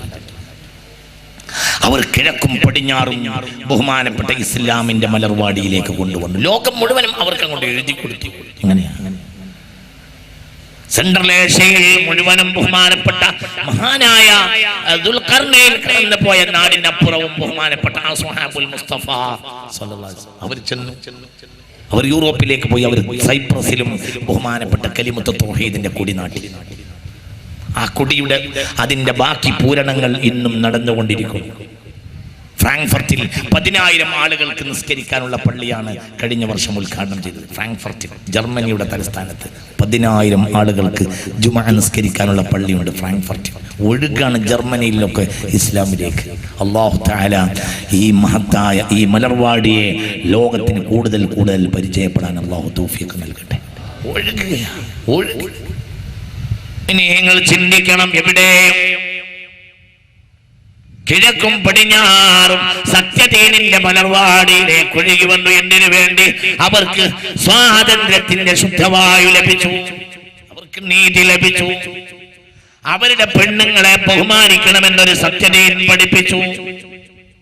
പുഞ്ചിരിക്കുന്നതിൽ പോലും സ്വതക്കയുണ്ടെന്ന് ഹബീബായ മുഹമ്മദ് മുസ്തഫ. ഭരണാധികാരി പോലും ചിലപ്പോൾ ഭരണീയരെ ഭയപ്പെട്ടു. ഷാമിലേക്കുള്ള ഒരു യാത്രയിൽ നമ്മൾ ചിന്തിക്കണം. ഷാമിലേക്കുള്ള ഒരു യാത്രയിൽ മഹാനായ സയ്യിദ്ന ഉമർ ബിൻ ഖത്താബ് റളിയല്ലാഹു അൻഹു ഒരു ക്രിസ്തീയ സഹോദരിയെ ഇസ്ലാമിലേക്ക് ക്ഷണിച്ചു. ആ സ്ത്രീ അത് സ്വീകരിച്ചില്ല. അപ്പോൾ കരഞ്ഞുപോയി സയ്യിദ്ന ഉമർ. ഒരാളും ഫലം പ്രയോഗിച്ചില്ല. ഇസ്ലാമിലേക്ക് ക്ഷണിച്ചു.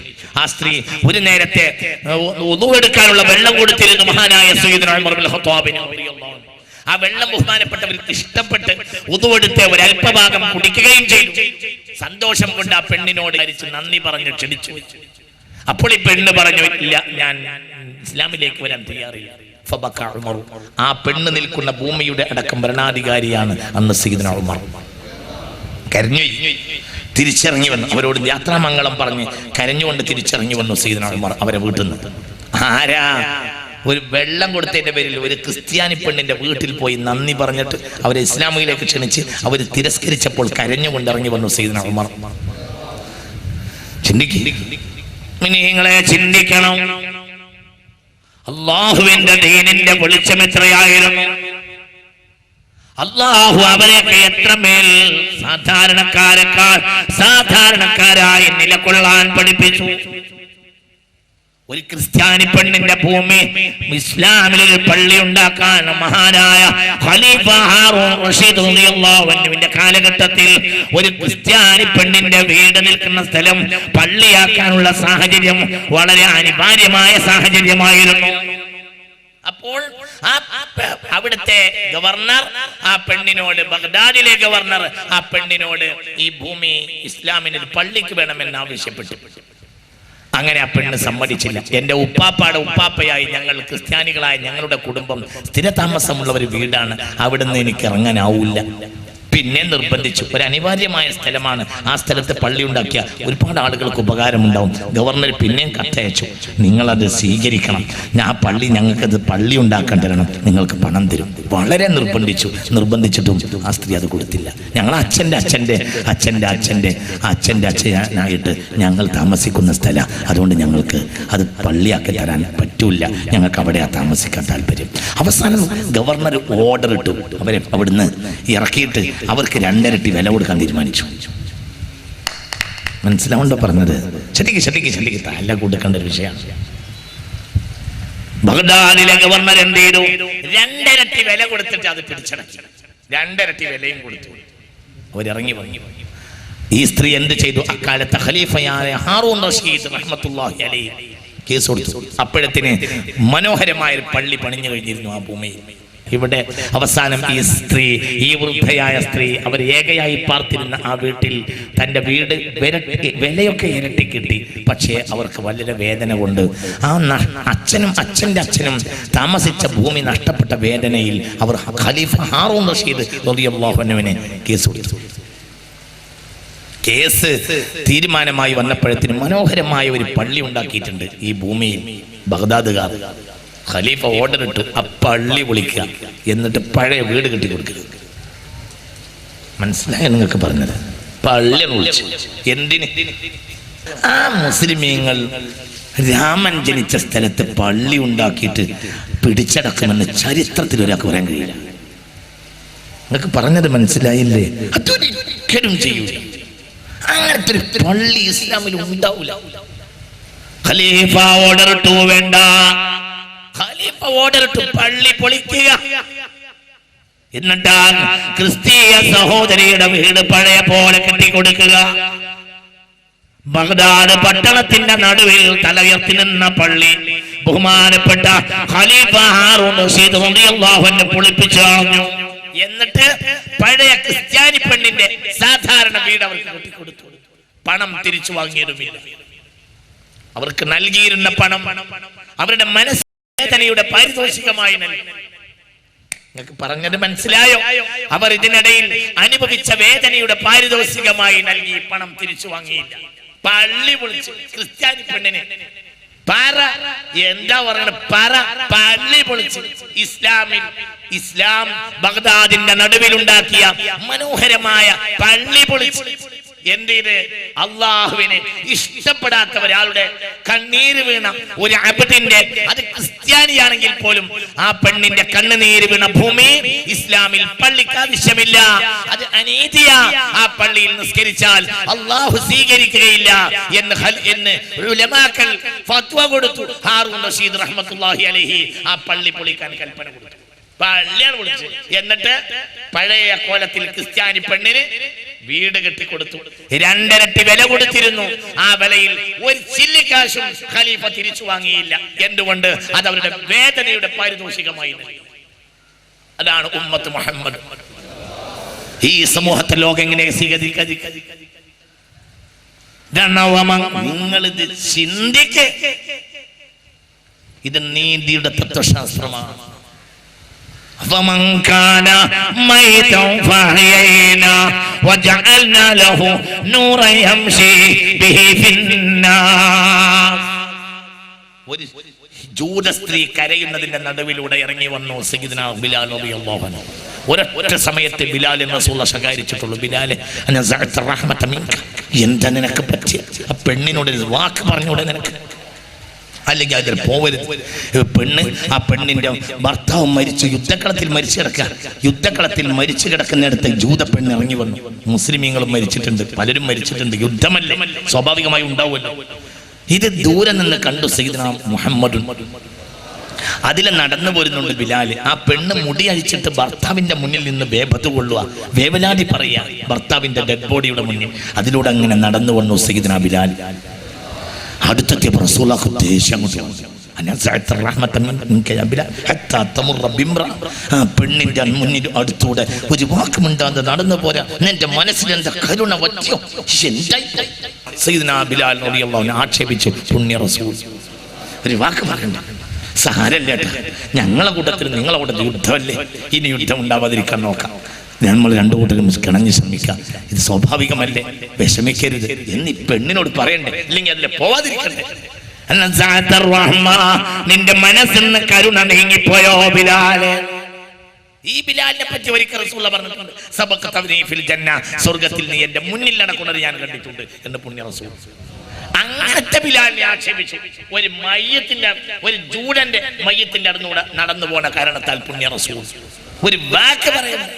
ഒരു മയ്യത്തല്ലേ, ജൂഡനാണെങ്കിൽ ആ പെണ്ണവിടെ കരയണില്ലേ, ഒരു വാക്ക് പറഞ്ഞോണ്ട്, ഒരു സമാധാനം പറഞ്ഞോണ്ട്. എന്താ ബിലാലെ എന്ന് പുണ്യ റസൂൽ. ഇത് സമാധാനത്തിന്റെ തത്വശാസ്ത്രമാണ്, ഇത് നീതിയുടെ തത്വശാസ്ത്രമാണ്, ഇത് മനസ്സലിവിന്റെയും സ്നേഹത്തിന്റെയും തത്വശാസ്ത്രമാണ്. ഇതിനെ തകർക്കാൻ ലോകത്തൊരു ശക്തിക്കും സാധ്യമല്ല. ഇത് വിളിച്ചാണ്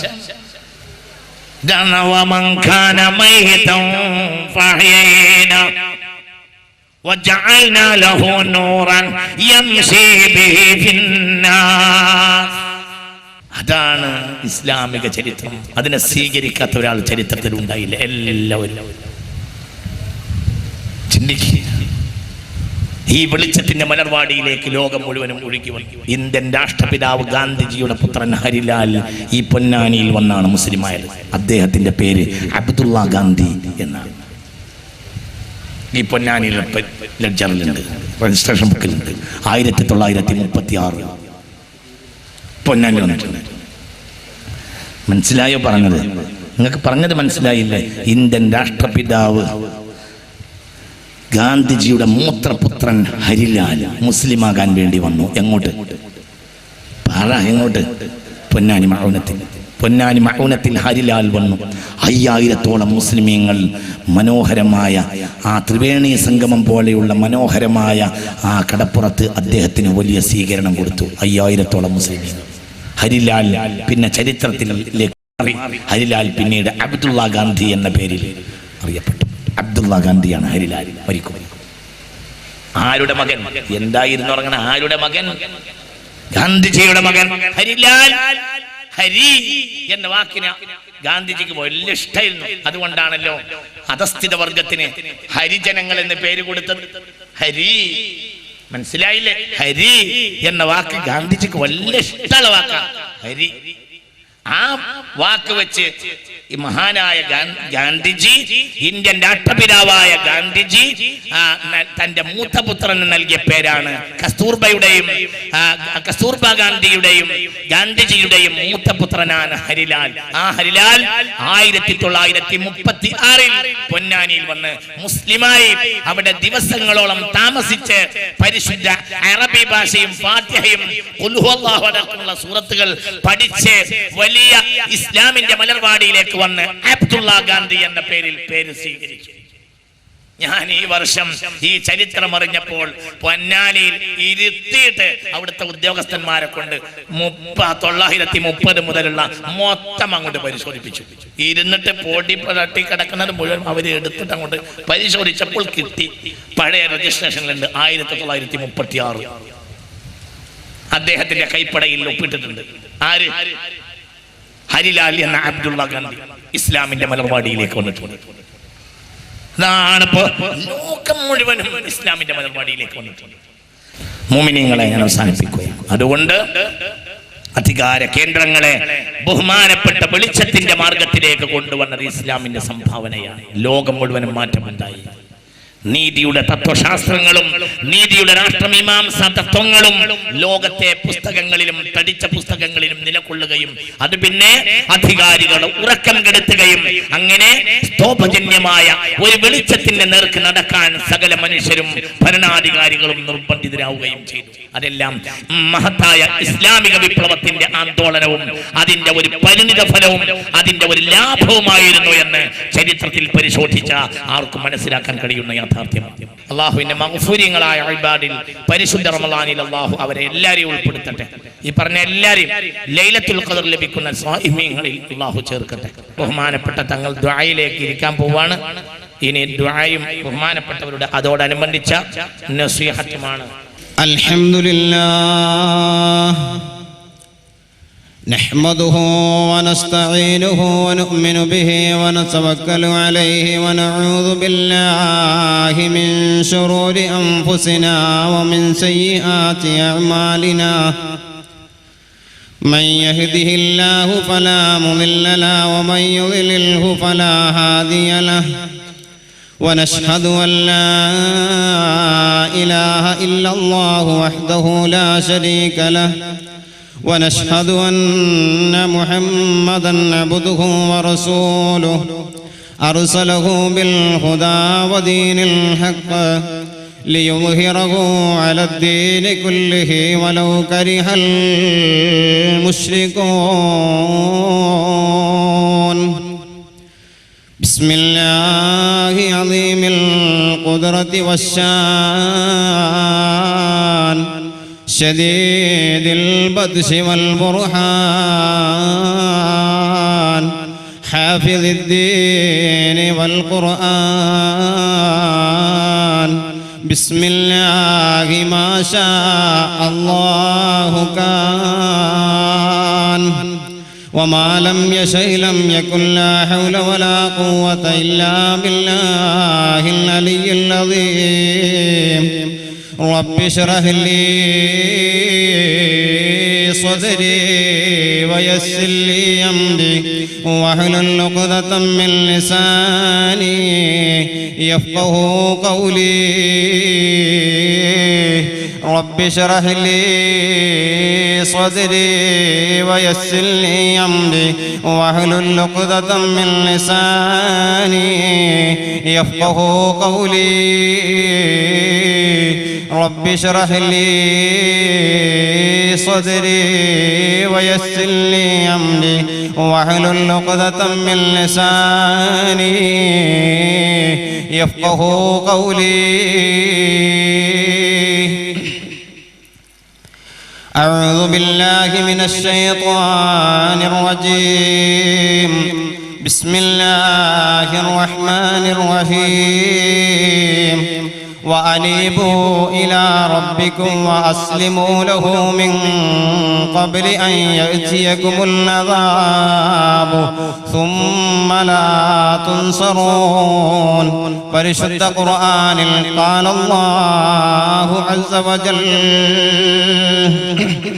لا تكثروا الكلام بغير ذكر الله فإن كثرة الكلام بغير ذكر الله تورث قسوة القلب وإن أبعد الناس إلى الله القلب القاسي نبينا رسول الله يا أهل بدر اقضيا لي حاجتي وشرف أولاد الرسول عطرتي يا أهل أحد اقضيا لي حاجتي وشرف أولاد الرسول عطرتي ريحانتيه حسن حسين فاطمة بعدا لكل شيء وبكل فرع منهما ديان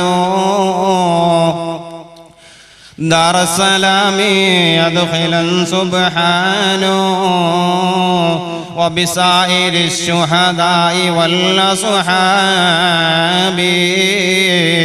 اقض الحوائج يسرا حسابي اقض الحوائج يسرا حسابي اقض الحوائج يسرا حسابي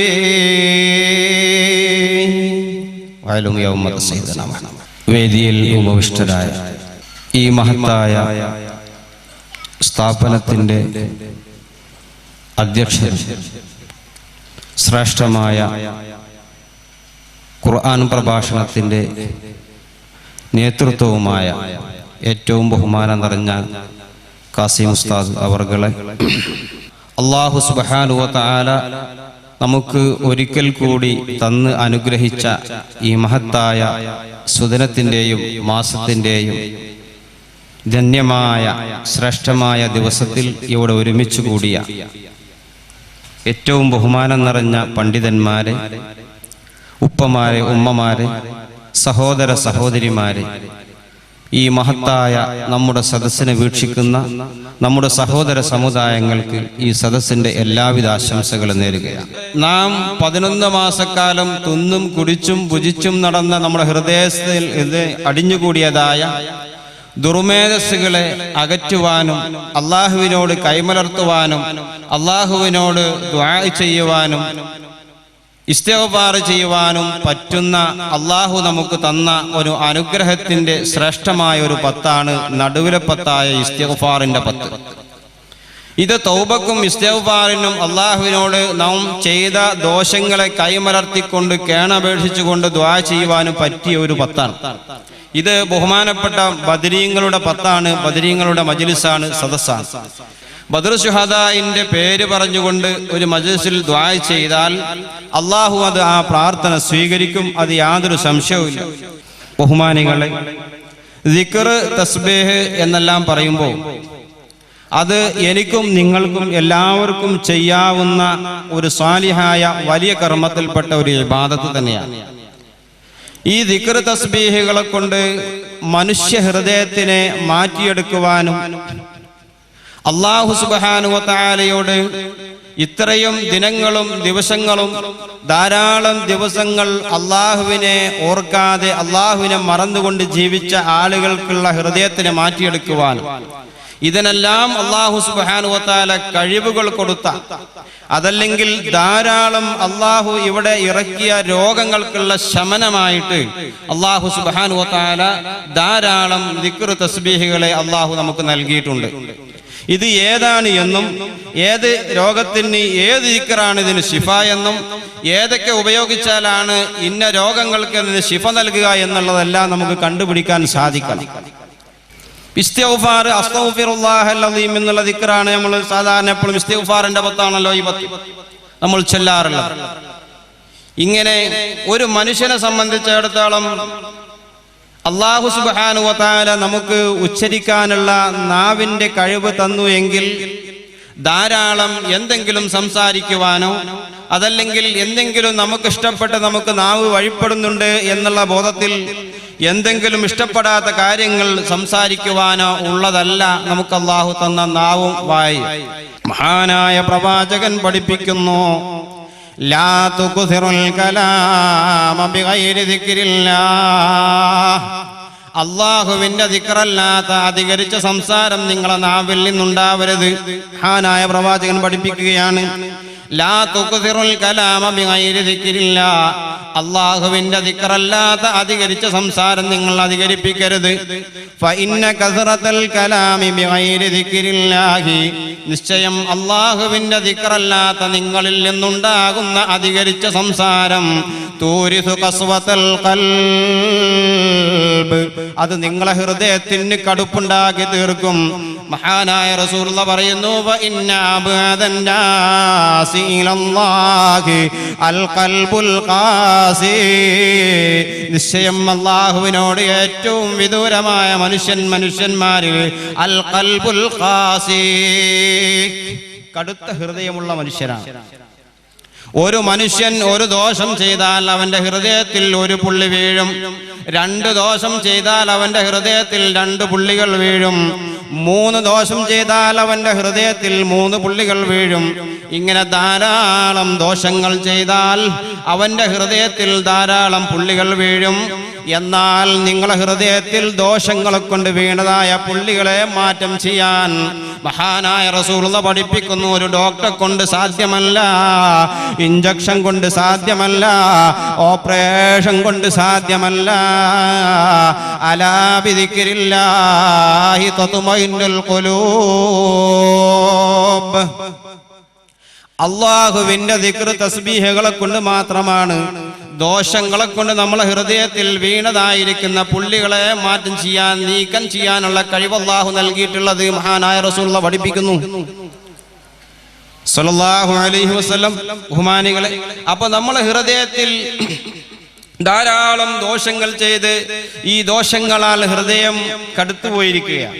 അപ്പൊ ഈ കടുപ്പും ഹൃദയത്തിന്റെ ഈ കട്ടിപ്പും എല്ലാം ഒരു നൈതാർത്ഥമാക്കാൻ അള്ളാഹു ഇഷ്ടപ്പെട്ട അള്ളാഹുവിന്റെ ദീനിന്റെ ചട്ടക്കൂടനുസരിച്ച് നമ്മുടെ ജീവിതത്തിനെയും നമ്മുടെ പ്രവർത്തനയെയും ആക്കി തീർക്കുവാനുള്ള അവസരമാണ് അള്ളാഹു നൽകിയതാണ് ദിക്ർ തസ്ബീഹ്. ഇത് വിശുദ്ധ റമളാനിൽ അതിനൊരു പ്രത്യേകതയുണ്ട്. റമളാനിൽ നമുക്കറിയാം, എല്ലാ മെഹ്റാബുകളിൽ നമ്മൾ കേൾക്കുന്നതാണ്, ഒരു ഫർദ് ചെയ്താൽ 70 ഫർദിന്റെയും ഒരു സുന്നത്ത് ചെയ്താൽ ഫർദിന്റെയും പ്രതിഫലമുള്ള മാസമാണല്ലോ. അപ്പൊ ധാരാളം സുന്നത്തായ കർമ്മങ്ങൾക്ക് അല്ലാഹു സുബ്ഹാനഹു വ തആല ഫർദിന്റെ പ്രതിഫലം നൽകുന്ന മാസമായതുകൊണ്ട് ദിക്റിനും തസ്ബീഹിനും പ്രത്യേകമായ ഫضലുണ്ട്. ഫറലായ കാര്യങ്ങൾ ചെയ്യൽ നമുക്ക് ഏതായിരുന്നാലും നിർബന്ധമാണ്. അപ്പൊ ആ ഫറലായ കാര്യങ്ങൾ ചെയ്യുന്നതിന്റെ പുറമെ സുന്നത്തായ കാര്യങ്ങൾ കൂടെ നമ്മൾ നമ്മുടെ ജീവിതത്തിൽ ചെയ്യുമ്പോൾ അല്ലാഹു സുബ്ഹാനഹു വ തആല അവന്റെ ഹൃദയത്തിൽ നല്ല മാറ്റമുണ്ടാക്കും.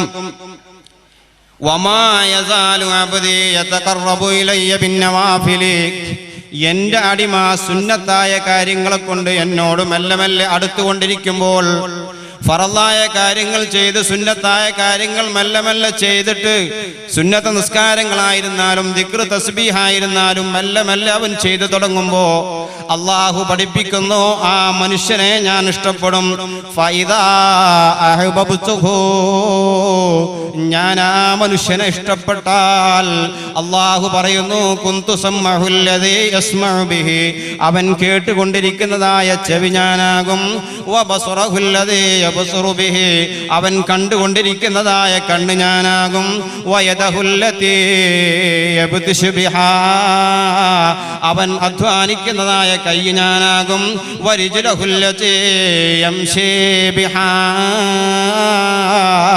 അവൻ സഞ്ചരിക്കുന്നതായ കാല് ഞാനാകും.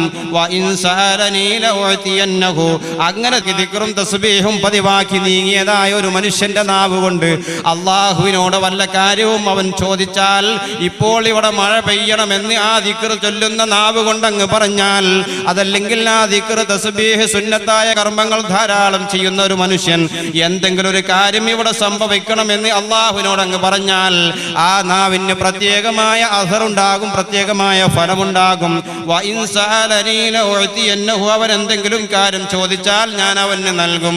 അല്ലാഹു പറയുന്നത്, വലഇൻ ഇസ്തആദനീ ലഉഈദന്നഹു, അള്ളാഹുവിനോട് വല്ല കാര്യവും അവൻ കാവൽ ചോദിച്ചാൽ അള്ളാഹു അവനെ കാക്കും. ഇപ്പോൾ ഇവിടെ മഴ വേണ്ടാന്ന് ഒരു മഹാൻ പറഞ്ഞാൽ, ഒരു ദിക്ർ ചൊല്ലുന്ന, ഒരു തസ്ബീഹ് ചൊല്ലുന്ന, ഒരു ഇസ്തിഗ്ഫാർ പതിവാക്കി ഒരു മനുഷ്യൻ അവങ്ങ് പറഞ്ഞാൽ ഇവിടെ മഴയുണ്ടാവില്ല. മഴ വേണമെന്ന് പറഞ്ഞാൽ ഇവിടെ സംഭവിക്കും. ഇതാണ് മഹാന്മാരുടെ ലോകം. ഇതാണ് മഹാന്മാർക്ക് അല്ലാഹു സുബ്ഹാനഹു വ തആല കൊടുത്തത്. ഇത് മഹാന്മാർക്ക് മാത്രമല്ല, ഞാനും നിങ്ങളും വളരെയേറെ കാലം ദോഷികളായി ജീവിച്ചവരാണല്ലോ. ഇനി ഒരു മടക്കം എന്നുള്ള നിലക്ക് ഈ വിശുദ്ധ റമളാനിന്റെ ഈ ഒരു ദിവസത്തിൽ നമ്മൾ എല്ലാ ചെയ്തികളും മാറ്റിവെച്ച് ദിക്റും തസ്ബീഹും നമ്മുടെ ജീവിതത്തിൽ ഒരു പാതയാക്കി തീർക്കുകയും നമ്മുടെ നാവിനെയും നമ്മുടെ മനസ്സിനെയും അള്ളാഹുവിന്റെ ചട്ടക്കൂടിൽ മാത്രം ഒതുക്കി ജീവിക്കുകയും ചെയ്യുമ്പോൾ അല്ലാഹു സുബ്ഹാനഹു വ തആല ഈ കഴിഞ്ഞ മഹാന്മാർക്ക് കൊടുത്തതായ അതേ കഴിവ് പോലെ അല്ലാഹു നമുക്കും തരും. ലാ തഖ്നതു മിർ റഹ്മത്തില്ലാഹ്, അല്ലാഹുവിന്റെ റഹ്മത്തിനെ കുറിച്ച് നിങ്ങൾ ആശമുറിയരുത്. അല്ലാഹു വിശുദ്ധ ഖുർആനിൽ നമ്മെ പഠിപ്പിക്കുകയാണ്. അപ്പോൾ മഹാന്മാരായ ആളുകൾക്ക് അല്ലാഹു സുബ്ഹാനഹു വ തആല നൽകിയതുപോലെ ഈ അവസരവും ഈ സംരംഭവും ഒക്കെ അല്ലാഹു നമുക്കും തരും. നമ്മൾ നമ്മുടെ ജീവിതത്തിൽ ദിക്റും തസ്ബീഹും അങ്ങനെ പതിവാക്കുമ്പോൾ മഹാന്മാരുടെ ആ ജീവിതം അല്ലാഹു നമുക്കും തന്നുകൊണ്ടിരിക്കും. ഇദാ തഖറബൽ അബ്ദു ഇലയ്യ ശിബ്റ, അല്ലാഹു പറയാണ്, ഒരു അടിമ എന്നിലേക്ക് ഒരു ചാൺ ഇങ്ങോട്ട് അടുത്താൽ, തഖറബതു ഇലൈഹി ദിറാഅൻ, ഞാൻ ആ മനുഷ്യനിലേക്ക് ഒരു മുഴം അങ്ങോട്ട് അടുക്കും. വഇദാ തഖറബൽ അബ്ദു ഇലയ്യ ദിറാഅൻ, അല്ലാഹു പറയുന്നു, ആ മനുഷ്യൻ എന്നിലേക്ക് ഒരു മുഴം ഇങ്ങോട്ട് അടുത്താൽ, തഖറബതു ഇലൈഹി ബാഅ, ഞാനും ആ മനുഷ്യനോട് ഒരു കൈ അങ്ങോട്ട് അടുക്കും. അള്ളാഹുവിനോട് ഒരു മനുഷ്യൻ ഒരു ചാണെടുത്താൽ അള്ളാഹു ഇങ്ങോട്ട് ഒരു മുഴ എടുക്കും. ഒരു മുഴം അള്ളാഹുവിനോട് എടുത്താൽ അള്ളാഹു ഒരു കൈ ഇങ്ങോട്ട് എടുക്കും. ഇതാണ് അള്ളാഹു. അള്ളാഹു പറയുന്നു, ഒരു മനുഷ്യൻ എന്നിലേക്ക് നടന്നു വന്നാൽ അള്ളാഹു പറയുന്നു, ഞാൻ അവനിലേക്ക് ഓടിച്ചെല്ലും. ഇതാണ് അള്ളാഹുവിന്റെ സ്വഭാവം. എന്നിരിക്കെ നമ്മുടെ ജീവിതത്തിന്റെ എല്ലാ പ്രവർത്തനങ്ങളും മാറ്റിവെച്ച് മഹാന്മാര് ജീവിച്ച അവരെവിടെ കാണിച്ചു തന്നതായ മാർഗത്തിലേക്ക് നമ്മൾ നീങ്ങി ദിക്റും തസ്ബീഹും നമ്മുടെ ജീവിതത്തിൽ പതിവാക്കിയാൽ ഈ കഴിവുകളും ഈ കറാമത്തുകളെല്ലാം അല്ലാഹു സുബ്ഹാനഹു വ തആല നമുക്കും നൽകും. മൻ തവാദഅ റഫഅഹുല്ലാഹ് വമൻ തകബ്ബറ വദഅഹുല്ലാഹ്. താഴ്മ ചെയ്ത് അള്ളാഹുവിലേക്ക് അടുത്തുകൊണ്ട് ഒരാൾ ജീവിക്കാൻ തുടങ്ങിയാൽ, മൻ തകബ്ബറ വദഅഹുല്ലാഹ് വമൻ തവാദഅ റഫഅഹുല്ലാഹ്, കിബ്ർ നടിച്ചിങ്ങനെ നിന്നാൽ അത് മാത്രമേ ഉണ്ടാവുള്ളൂ. അപ്പൊ അള്ളാഹുവിലേക്ക് താഴ്മ ചെയ്തുകൊണ്ട് ഒരാൾ നീങ്ങാൻ തുടങ്ങിയാൽ അള്ളാഹു അവന്റെ സ്ഥാനം അവനറിയാതെ പടിപടിയായി അള്ളാഹു ഉയർത്തും. വമൻ തകബ്ബറ വദഅഹുല്ലാഹ്, കിബ്ർ നടിച്ചാലോ അല്ലാഹു സുബ്ഹാനഹു വ തആല മനുഷ്യനെ പടിപടിയായി താഴ്ത്തുകയും ചെയ്യും. ഇതാണ് അല്ലാഹുവിന്റെ സ്വഭാവം. മൻ ഖാഫ അല്ലാഹ ഖാഫഹു കുല്ലു ശൈ, അല്ലാഹുവിനെ പേടിച്ച് നമ്മൾ ജീവിക്കാൻ തീരുമാനിച്ചാൽ ഖാഫഹു കുല്ലു ശൈ, എല്ലാ വസ്തുക്കളും ആ മനുഷ്യനെ അങ്ങോട്ട് പേടിക്കും. അല്ലാഹുവിനെ പേടിച്ച് ജീവിക്കുന്ന മനുഷ്യന് പിന്നെ ഭൂലോകത്ത് ഒരു വസ്തുവിനെയും ഒരു സൃഷ്ടിയെയും അവന് പേടിക്കേണ്ട ആവശ്യമില്ല. ഇതാണ് അല്ലാഹുവിന്റെ സ്വഭാവം. നമുക്കറിയാം, നമ്മുടെ ജീവിതത്തിൽ നമ്മൾ സുന്നത്ത് നിസ്കാരങ്ങളും അതുപോലെ തന്നെ ഇബാദത്തുകളും ദിക്റും തസ്ബീഹ് അങ്ങനെ പതിവാക്കുമ്പോൾ ഈ സ്ഥാനമാനങ്ങളൊക്കെ അള്ളാഹു നമുക്കും തരും. ബഹുമാനപ്പെട്ട ബിലാൽ റളിയല്ലാഹു അൻഹു, ബിലാൽ റളിയല്ലാഹു അൻഹുവിനെ കുറിച്ച് അള്ളാഹുവിന്റെ റസൂൽ പറഞ്ഞതെന്താ? മഹാനായ റസൂലുള്ളാഹ് മിഅ്റാജിന്റെ രാത്രി അല്ലാഹു സുബ്ഹാനഹു വ തആല ഇഷ്ടപ്പെട്ട സ്ഥലങ്ങളിലെല്ലാം സഞ്ചരിച്ചിട്ട് അങ്ങനെ ആ മിഅ്റാജ് എല്ലാം കഴിഞ്ഞ് മിഅ്റാജിന്റെ ഒരു വിശദീകരണം എന്നുള്ള നിലക്ക് മഹാനായ റസൂലുള്ളാഹ് ഇതുപോലെ ആ സ്വഹാബിമാരെ ഒരുമിച്ച് കൂട്ടിയിട്ട് പറയുന്നു. ഈ മിഅ്റാജ് ഇങ്ങനെ വിശദീകരിക്കുമ്പോൾ ആ സദസ്സിൽ ബഹുവന്ദരായിരിക്കുന്ന സിദ്ദീഖ് റളിയല്ലാഹു അൻഹു ഉണ്ട്, ഉമർ ഇബ്നുൽ ഫാറൂഖ് റളിയല്ലാഹു അൻഹു ഉണ്ട്, മഹാന്മാരായ എല്ലാ സ്വഹാബിമാരും ഇരിക്കെ ആ കൂട്ടത്തിൽ നിന്നും ഒരു സ്വഹാബിയെ റസൂലുള്ളാഹ് അങ്ങനെ തരയുകയാണ്. ആരാണ് തരയുന്ന സ്വഹാബി? ബഹുമാനപ്പെട്ട ബിലാൽ റളിയല്ലാഹു അൻഹു ആണ്. അങ്ങനെ തരയുന്ന കൂട്ടത്തിൽ ബിലാലിനെ റസൂലുള്ളാഹ് കണ്ടപ്പോൾ, ബിലാൽ, ഇന്നലെ മിഅ്റാജിന്റെ രാത്രി എനിക്ക് സ്വർഗം കാണിക്കപ്പെട്ടു, എനിക്ക് നരകം കാണിക്കപ്പെട്ടു. ഞാൻ സ്വർഗത്തിലൂടെ നടന്നു നീങ്ങുമ്പോൾ ബിലാൽ മുഅദ്ദിനെ, നിങ്ങളതാ ഒരു കരയുന്ന ചെരുപ്പും ധരിച്ചിട്ട് എന്റെ മുമ്പിലൂടെ നടന്നു നീങ്ങുന്നു ബിലാൽ. ഞാൻ നിങ്ങളെ കൈകൊട്ടിക്കൊണ്ട് വിളിച്ചു, ബിലാൽ മുഅദ്ദിനെ, നിങ്ങളെ ഇത്ര വലിയ സ്ഥാനത്തേക്ക് എത്തിച്ചതെന്താണെന്ന് ചോദിച്ചപ്പോൾ ആ സ്വർഗത്തിൽ എന്റെ മുമ്പിൽ നടക്കുന്ന ബിലാൽ നിങ്ങൾ എന്നോട് പറഞ്ഞ മറുപടി, അല്ലാഹുവിന്റെ റസൂലേ, ആരും നിസ്കരിക്കാത്തതായ രാത്രി ഞാൻ സുന്നത്ത് നിസ്കാരം അധികരിപ്പിക്കാറുണ്ടായിരുന്നു നബിയേ. അല്ലാഹുവിന്റെ റസൂൽ പറയുന്നു, അതുതന്നെയാണ് ബിലാൽ നിങ്ങളെ ഇത്ര വലിയ സ്ഥാനത്തേക്ക് എത്തിച്ചത് ബിലാൽ. അതുകൊണ്ട് നിങ്ങൾ സുന്നത്ത് നിസ്കാരം അധികരിപ്പിക്കണം കേട്ടോ. നബിയുനാ റസൂലുള്ളാഹി സ്വല്ലല്ലാഹു അലൈഹി വസല്ലം, മഹാനായ റസൂലുള്ളാഹി സ്വല്ലല്ലാഹു അലൈഹി വസല്ലം തങ്ങൾ ബഹുമാനപ്പെട്ട ബിലാൽ റളിയല്ലാഹു അൻഹുവിനോട് ഓർമ്മപ്പെടുത്തുകയാണ്. അതാണ് മൻ തകബ്ബറ വദഅഹുല്ലാഹു വമൻ തവാല റഫഅഹുല്ലാഹ്. അല്ലാഹു സുബ്ഹാനഹു വ തആലയെ പേടിച്ച് അല്ലാഹുവിനെ താഴ്മ ചെയ്ത് സുന്നത്തിന് വളരെ പ്രാധാന്യമുള്ള സമയമായതുകൊണ്ട് പ്രത്യേകം ഓർമ്മപ്പെടുത്തുകയാണ്. ഇങ്ങനെ ദിക്റും തസ്ബീഹും നമ്മൾ ധാരാളം ചെയ്യുമ്പോൾ അല്ലാഹു സുബ്ഹാനഹു വ തആല എന്തെന്നില്ലാത്ത സ്ഥാനം എനിക്കും നിങ്ങൾക്കും തന്നുകൊണ്ടിരിക്കും. അല്ലാഹുവിനെ പേടിച്ച് ജീവിക്കുക. അല്ലാഹുവിനെ പേടിച്ച് ജീവിച്ച ആളുകളാണെങ്കിലോ അല്ലാഹു സുബ്ഹാനഹു വ തആല ആ അല്ലാഹുവിനെ പേടിക്കുന്ന ആളുകളെ എല്ലാവർക്കും പേടിയായിരിക്കും. നമുക്കറിയാം, ധാരാളം ഉദാഹരണങ്ങൾ ഉണ്ട്. ബഹുമാനപ്പെട്ട അബ്ദുല്ലാഹി ഇബ്നു ഉമർ റളിയല്ലാഹു അൻഹു, അബ്ദുല്ലാഹി ഇബ്നു ഉമർ റളിയല്ലാഹു അൻഹുവിന് ബഹുമാനികളെ സഞ്ചരിക്കാനുള്ള വാഹനം എന്തായിരുന്നെന്നറിയുമോ? എത്രയോ ദൂരെ കിടക്കുന്ന കാട്ടിലുള്ള സിംഹമായിരുന്നു എന്ന് ചരിത്രത്തിൽ കാണാം. സിംഹത്തിനെ കുറിച്ച് നമുക്കറിയാം, ഭേദമന്യേ, അഥവാ ഉപകാരം ചെയ്യുന്നവരെന്നോ ഉപദ്രവം ചെയ്യുന്നവരെന്നോ ഭേദമന്യേ എല്ലാവരെയും ശത്രുതയുടെ കണ്ണുകൊണ്ട് കാണുന്ന മൃഗമാണ് സിംഹം. അങ്ങനത്തെ സിംഹം വന്നിട്ട് ബഹുമാനപ്പെട്ട അബ്ദുല്ലാഹി ഇബ്നു ഉമർ റളിയല്ലാഹു അൻഹുവിന്റെ വീടിന്റെ മുറ്റത്ത് വന്നിട്ട് പൂച്ചയെ പോലെ പതുങ്ങി വന്നിട്ട് അബ്ദുല്ലാഹി ഇബ്നു ഉമർ റളിയല്ലാഹു അൻഹുവിന്റെ വീടിന്റെ മുറ്റത്ത് തന്നെ പ്രതീക്ഷിച്ചുകൊണ്ട് കാത്തുകൊണ്ട് കിടക്കുമായിരുന്നു. അബ്ദുല്ലാഹി ഇബ്നു ഉമർ റളിയല്ലാഹു അൻഹു സഞ്ചരിക്കാനുള്ള സ്ഥലങ്ങളിൽ മഹാനവർകൾ അതിന്റെ മുമ്പിൽ കേറിയിരുന്ന് തനിക്ക് ഇഷ്ടമുള്ള എല്ലാ സ്ഥലങ്ങളിലും സഞ്ചരിച്ചിട്ട് വൈകുന്നേരം തന്റെ ശരീരത്തിൽ ഒരു പോറലും ഏൽക്കാതെ തന്റെ വീടിന്റെ മുറ്റത്ത് കൊണ്ടുവന്ന് വിട്ട് കാട്ടിലേക്ക് തിരിച്ചു പോകുമായിരുന്നു. മൻ ഖാഫല്ലാഹ ഖാഫഹു കുല്ലു ശൈ. ഇതാണ് അല്ലാഹുവിനെ പേടിച്ച ആളുകളെ അല്ലാഹു ആ മനുഷ്യനെ ലോകർക്ക് എല്ലാവർക്കും പേടിയാണ്. അപ്പൊ അള്ളാഹുവിനെ പേടിച്ച് ജീവിക്കുക, അള്ളാഹുവിനെ ഭയന്ന് ജീവിക്കുക, താഴ്മ ചെയ്തുകൊണ്ട് ജീവിക്കുക.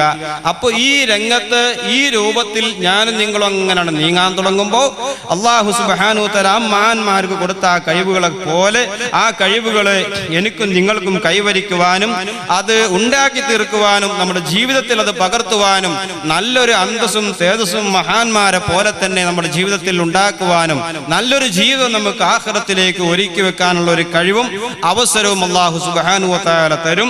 അതാണ് ബഹുമാനപ്പെട്ട മഹാന്മാരുടെ ലോകം. നമ്മളൊക്കെ വളരെ നിരാശരാണ്. ഒരുപാട് കാലം നമ്മൾ ദോഷം ചെയ്തവരാണ്. ഒരുപാട് കാലം നമ്മൾ അറ്റമില്ലാതെ നമ്മൾ അറിഞ്ഞും അറിയാതെയും ഒരുപാട് പാപങ്ങൾ ചെയ്തവരാണ്. അപ്പൊ ഈ പാപങ്ങളെ മുന്നിൽ നിർത്തി ഇനി ഞാനും നിങ്ങളൊന്നും ചോദിച്ചാൽ അതുകൊണ്ടൊന്നും പ്രതിഫലം കിട്ടൂല. ഇനി നമ്മൾ ഇപ്പൊ പിടിച്ച കുറച്ച് കാര്യങ്ങളൊക്കെ അസ്തഗ്ഫിറുല്ലാഹ് ഇസ്തിഗ്ഫാറൊന്നും ചൊല്ലിയിട്ടൊന്നും ഒരു കാര്യം ഇല്ല എന്നുള്ളൊരു നിരാശ നമുക്ക് വേണ്ട. ഈ നിരാശയിൽ ജീവിച്ച ഒരുപാട് വലിയ വലിയ മഹാന്മാര് അല്ലാഹു സുബ്ഹാനഹു വ തആല എന്തെന്നില്ലാത്ത വളരെ ദോഷിയായി ജീവിച്ച ആളുകൾ മരിക്കുന്ന സമയത്ത് ചിരിച്ചുകൊണ്ട് മരിച്ച ചരിത്രവും മഹാന്മാരും നമുക്ക് മുമ്പിലുണ്ട്. നമുക്കറിയാം. അതുപോലെ തന്നെ നമുക്കറിയാമല്ലോ ബഹുമാനപ്പെട്ട ഇബ്രാഹിമിനെ അദ്ദേഹം റളിയല്ലാഹു അൻഹു ഏവർക്കും വളരെ പരിചയമുള്ള ഒരു ചരിത്രമാണല്ലോ ഇബ്രാഹിമിനെ അദ്ദേഹം. മഹാനവറുകൾ എത്ര വലിയ കൊട്ടാരത്തിന്റെ ഉടമയാണ്. ആയിരക്കണക്കായ സൈന്യങ്ങൾ തന്റെ പിന്നിൽ പ്രവർത്തിക്കാനുണ്ട്. അങ്ങനത്തെ മുതലാളിയായിരിക്കുന്ന അദ്ദേഹം ഒരു സുപ്രഭാതത്തിൽ തന്റെ കൊട്ടാരം വിട്ട് രാജ്യം വിട്ട് ഭാര്യ സന്താനങ്ങളെ ഉപേക്ഷിച്ച് സുഹൃത്തുക്കളെ വടിഞ്ഞുകൊണ്ട് കാട്ടിലേക്ക് പോകുമ്പോൾ അള്ളാഹുവിനെ പേടിച്ച് ജീവിക്കാൻ വേണ്ടി സർവവും ഉപേക്ഷിച്ചുകൊണ്ട് ആ മലയുടെ മുകളിലേക്ക് പോകുമ്പോൾ ബഹുമാനപ്പെട്ട അദ്ദേഹം എന്നവരവിടുന്ന് പ്രാർത്ഥിക്കുന്ന അർഹമുർ റഹ്മാനായ തമ്പുരാനെ, ഈ പാവിയായിരിക്കുന്ന അദ്ദേഹമാകുന്ന ഞാൻ സർവം ഉപേക്ഷിച്ചുകൊണ്ട് പുറപ്പെട്ടിരിക്കുന്നത് അവിടുത്തെ പ്രീതി മാത്രം കാംക്ഷിച്ചുകൊണ്ടാണ്, അവിടുത്തെ ഇഷ്ടം പ്രതീക്ഷിച്ചുകൊണ്ടാണ്, അവിടുത്തെ ഭയന്നുകൊണ്ട് ജീവിക്കാൻ വേണ്ടിയിട്ടാണ്. അതുകൊണ്ട് പാവിയായിരിക്കുന്ന ഇബ്രാഹീമിനെ വലൗ ഖത്തഅ്തനീ ഫിൽ ഹുബ്ബി റിബാ ലമാ ഹന്നൽ ഫുആദു ഇലാ സിവാക. ഈ പാവപ്പെട്ടതായിരിക്കുന്ന ഇബ്രാഹീമിനെ ഇവിടുന്ന് കഷ്ണം കഷ്ണമായി മുറിക്കപ്പെട്ടാലും നീ അല്ലാത്ത ഒരാളിലേക്ക് ഇബ്രാഹീമിന്റെ കൽബ് നീങ്ങൂല്ല റബ്ബേ. അതാ എല്ലാം വലിച്ചെറിഞ്ഞതിന്റെ പേരിൽ അല്ലാഹു ബഹുമാനപ്പെട്ടവർക്ക് ഒരുപാട് കഴിവുകളും കറാമത്തുകളും കൊടുക്കുകയാണ്. എന്താണ് കഴിവെന്നല്ലേ, എന്താണ് കറാമത്തെന്നല്ലേ? ബഹുമാനപ്പെട്ട ഒരു ദിവസം കപ്പലിലൂടെ യാത്ര ചെയ്യുമ്പോൾ ആയിരക്കണക്കായ യാത്രക്കാർ തന്റെ കപ്പലിലുണ്ട്. കപ്പലിലൂടെ മഹാനായ അദ്ദേഹം എന്ന ഒരു വാഹനത്തിൽ യാത്ര ചെയ്തുകൊണ്ടിരിക്കുമ്പോൾ ആഴക്കടലിൽ ഈ കപ്പലെത്തുന്ന സമയത്തതാ വലിയ വലിയ തിരമാലകൾ, വലിയ കൊടുങ്കാറ്റ് വന്നുകൊണ്ട് അദ്ദേഹം എന്നവർ ഉൾക്കൊള്ളുന്നതായ കപ്പലിനെ പിടികൂടുകയാണ്. ബഹുമാനപ്പെട്ട അദ്ദേഹം എന്നവരെ കപ്പലിനകത്തുണ്ട്.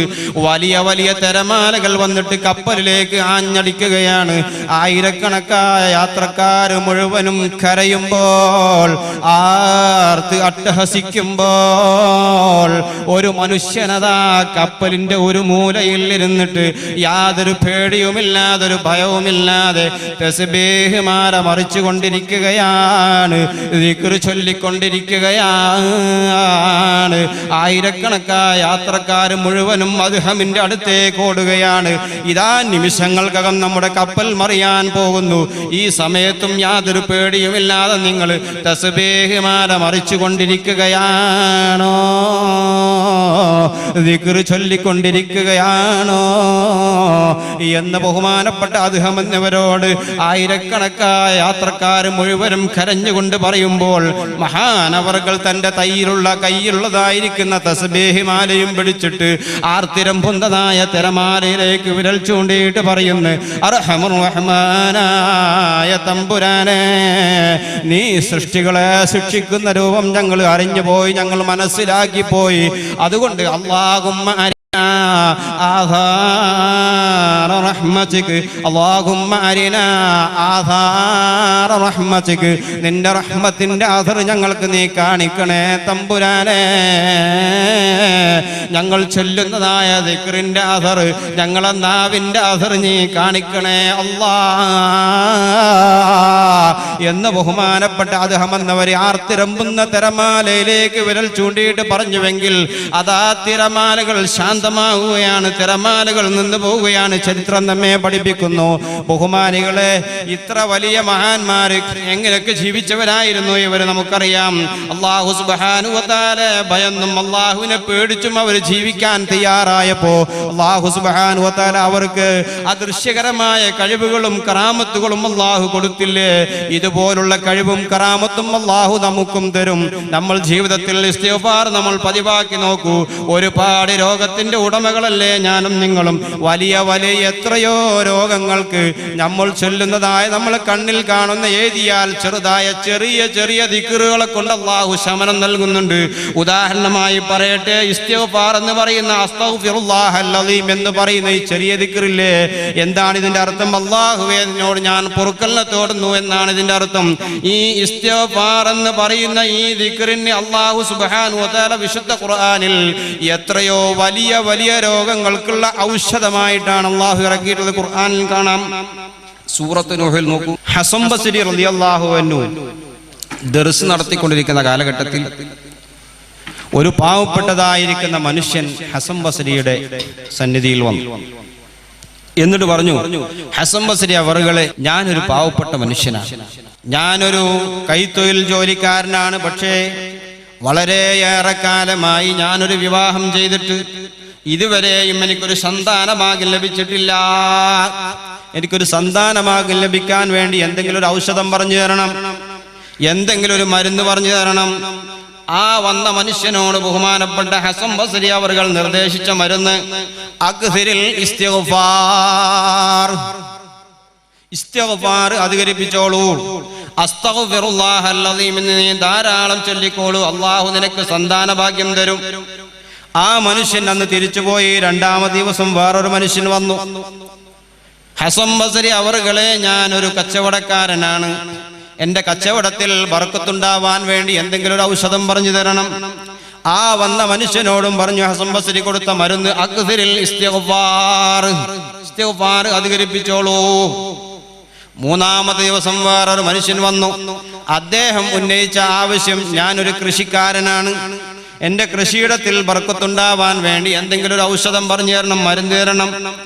ആ വന്ന മനുഷ്യനോടും ഹസൻ ബസ്രി കൊടുത്ത മരുന്ന് അക്സിരിൽ ഇസ്തിഗ്ഫാർ, ഇസ്തിഗ്ഫാർ അധികരിപ്പിച്ചോളൂ. ഇങ്ങനെ മൂന്ന് തരത്തിലുള്ള വ്യത്യസ്തമായ മൂന്ന് രോഗത്തിന് ഒരൊറ്റ മരുന്നാണല്ലോ അവിടെ നിർദ്ദേശിച്ചത്. ഇത് കേട്ടപ്പോ ശിഷ്യന്മാരിൽപ്പെട്ട ഒരാൾ എഴുന്നേറ്റ് നിന്നുകൊണ്ട് ചോദിക്കുന്നു, ഉസ്താദ് അവർകളെ, ഇന്നലെ ഒരു മനുഷ്യൻ വന്നു ഒരു സന്താനഭാഗ്യം ലഭിക്കാൻ വേണ്ടി. അദ്ദേഹം വളരെയേറെ കാലമായി വിവാഹം കഴിച്ചിട്ട് ഇതുവരെ ഒരു സന്താനഭാഗ്യം ലഭിച്ചിട്ടില്ല. അദ്ദേഹത്തിന് കൊടുത്തതായ മരുന്നും ഒന്ന്. രണ്ടാമത്തെ ദിവസം ഒരു കച്ചവടക്കാരൻ വന്നു. അദ്ദേഹത്തിന്റെ കച്ചവടത്തിൽ ഒന്ന് ബർക്കത്തുണ്ടാവാൻ വേണ്ടി ഒരു മരുന്ന് ചോദിച്ചപ്പോ അദ്ദേഹത്തിന് കൊടുത്തതായ മരുന്നും ഒന്ന്. അക്സിരിൽ ഇസ്തിഗ്ഫാർ, ഇസ്തിഗ്ഫാർ അധികരിപ്പിക്കുക. മൂന്നാമത്തെ ദിവസം ഒരു കൃഷിക്കാരൻ വന്നു. ആ കൃഷിക്കാരൻ ചോദിച്ചപ്പോ അദ്ദേഹത്തിന് കൊടുത്തതായ മരുന്നും ഒന്ന്. മൂന്ന് വ്യത്യസ്തമായ രോഗത്തിന് ഒരൊറ്റ മരുന്നോ എന്ന് ചോദിച്ചപ്പോൾ ബഹുമാനപ്പെട്ട ഹസൻ ബസ്രി റളിയല്ലാഹു അൻഹു ശിഷ്യനോട് പറഞ്ഞ മറുപടി, ഇത് ഞാൻ പറഞ്ഞതല്ല, അല്ലാഹു വിശുദ്ധ ഓർമ്മപ്പെടുത്തിയതാണ്. നൂഹ് സൂറത്തിൽ നോക്കൂ. ഫഖുൽതു അസ്തഗ്ഫിറൂ റബ്ബക്കും ഇന്നഹു കാന ഗഫാറാ യുർസിലിസ് സമാ അലൈക്കും മിദ്റാറാ വയുംദിദുകും ബിഅംവാലിൻ വബനീന വയജ്അൽ ലക്കും ജന്നാത്തിൻ വയജ്അൽ ലക്കും അൻഹാറാ. അല്ലാഹു സുബ്ഹാനഹു വ തആല വിശുദ്ധ ഖുർആനിൽ ഓർമ്മപ്പെടുത്തുക, ഫഖുൽതു അസ്തഗ്ഫിറൂ റബ്ബക്കും ഇന്നഹു കാന ഗഫാറ, നിങ്ങൾ റബ്ബിനോട് ധാരാളം ഇസ്തിഗ്ഫാർ ചെയ്തോളൂ, അല്ലാഹു ധാരാളം പൊറുത്തു തരുന്നവരാണ്. അങ്ങനെ നിങ്ങൾ ധാരാളം ഇസ്തിഗ്ഫാർ ചെയ്താൽ അല്ലാഹു തന്നെ പറയുന്നു, വയുംദിദുകും ബിഅംവാലിൻ വബനീന, നിങ്ങൾക്ക് നിങ്ങളുടെ കച്ചവടത്തിൽ അല്ലാഹു സമ്പത്ത് തരും. വബനീന, നിങ്ങളെ സന്താനങ്ങളിൽ അല്ലാഹു ബർക്കത്ത് ചെയ്യും. നിങ്ങൾ സന്താന ഭാഗ്യം ലഭിക്കാത്തവരാണോ എങ്കിൽ സന്താന ഭാഗ്യവും അല്ലാഹു തരും. വയജ്അൽ ലക്കും ജന്നാത്തിൻ വയജ്അൽ ലക്കും അൻഹാറാ, അല്ലാഹു നിങ്ങളുടെ വൃക്ഷങ്ങളിലും നിങ്ങളുടെ കായ്കറികളിലും അതുപോലെ നിങ്ങളുടെ എല്ലാ തോട്ടങ്ങളിലും അല്ലാഹു മഴ വർഷിപ്പിച്ചുകൊണ്ട് അല്ലാഹു നിങ്ങൾക്ക് അനുഗ്രഹം തരും. ഇതിനൊക്കെ പറഞ്ഞ മരുന്ന് അക്സറിൽ ഇസ്തിഗ്ഫാർ.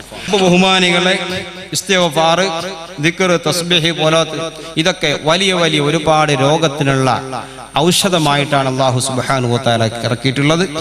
അല്ലാഹു നൽകി ഈ മഹത്തായ മജ്ലിസിനെ ആദരിക്കുമാറാവട്ടെ.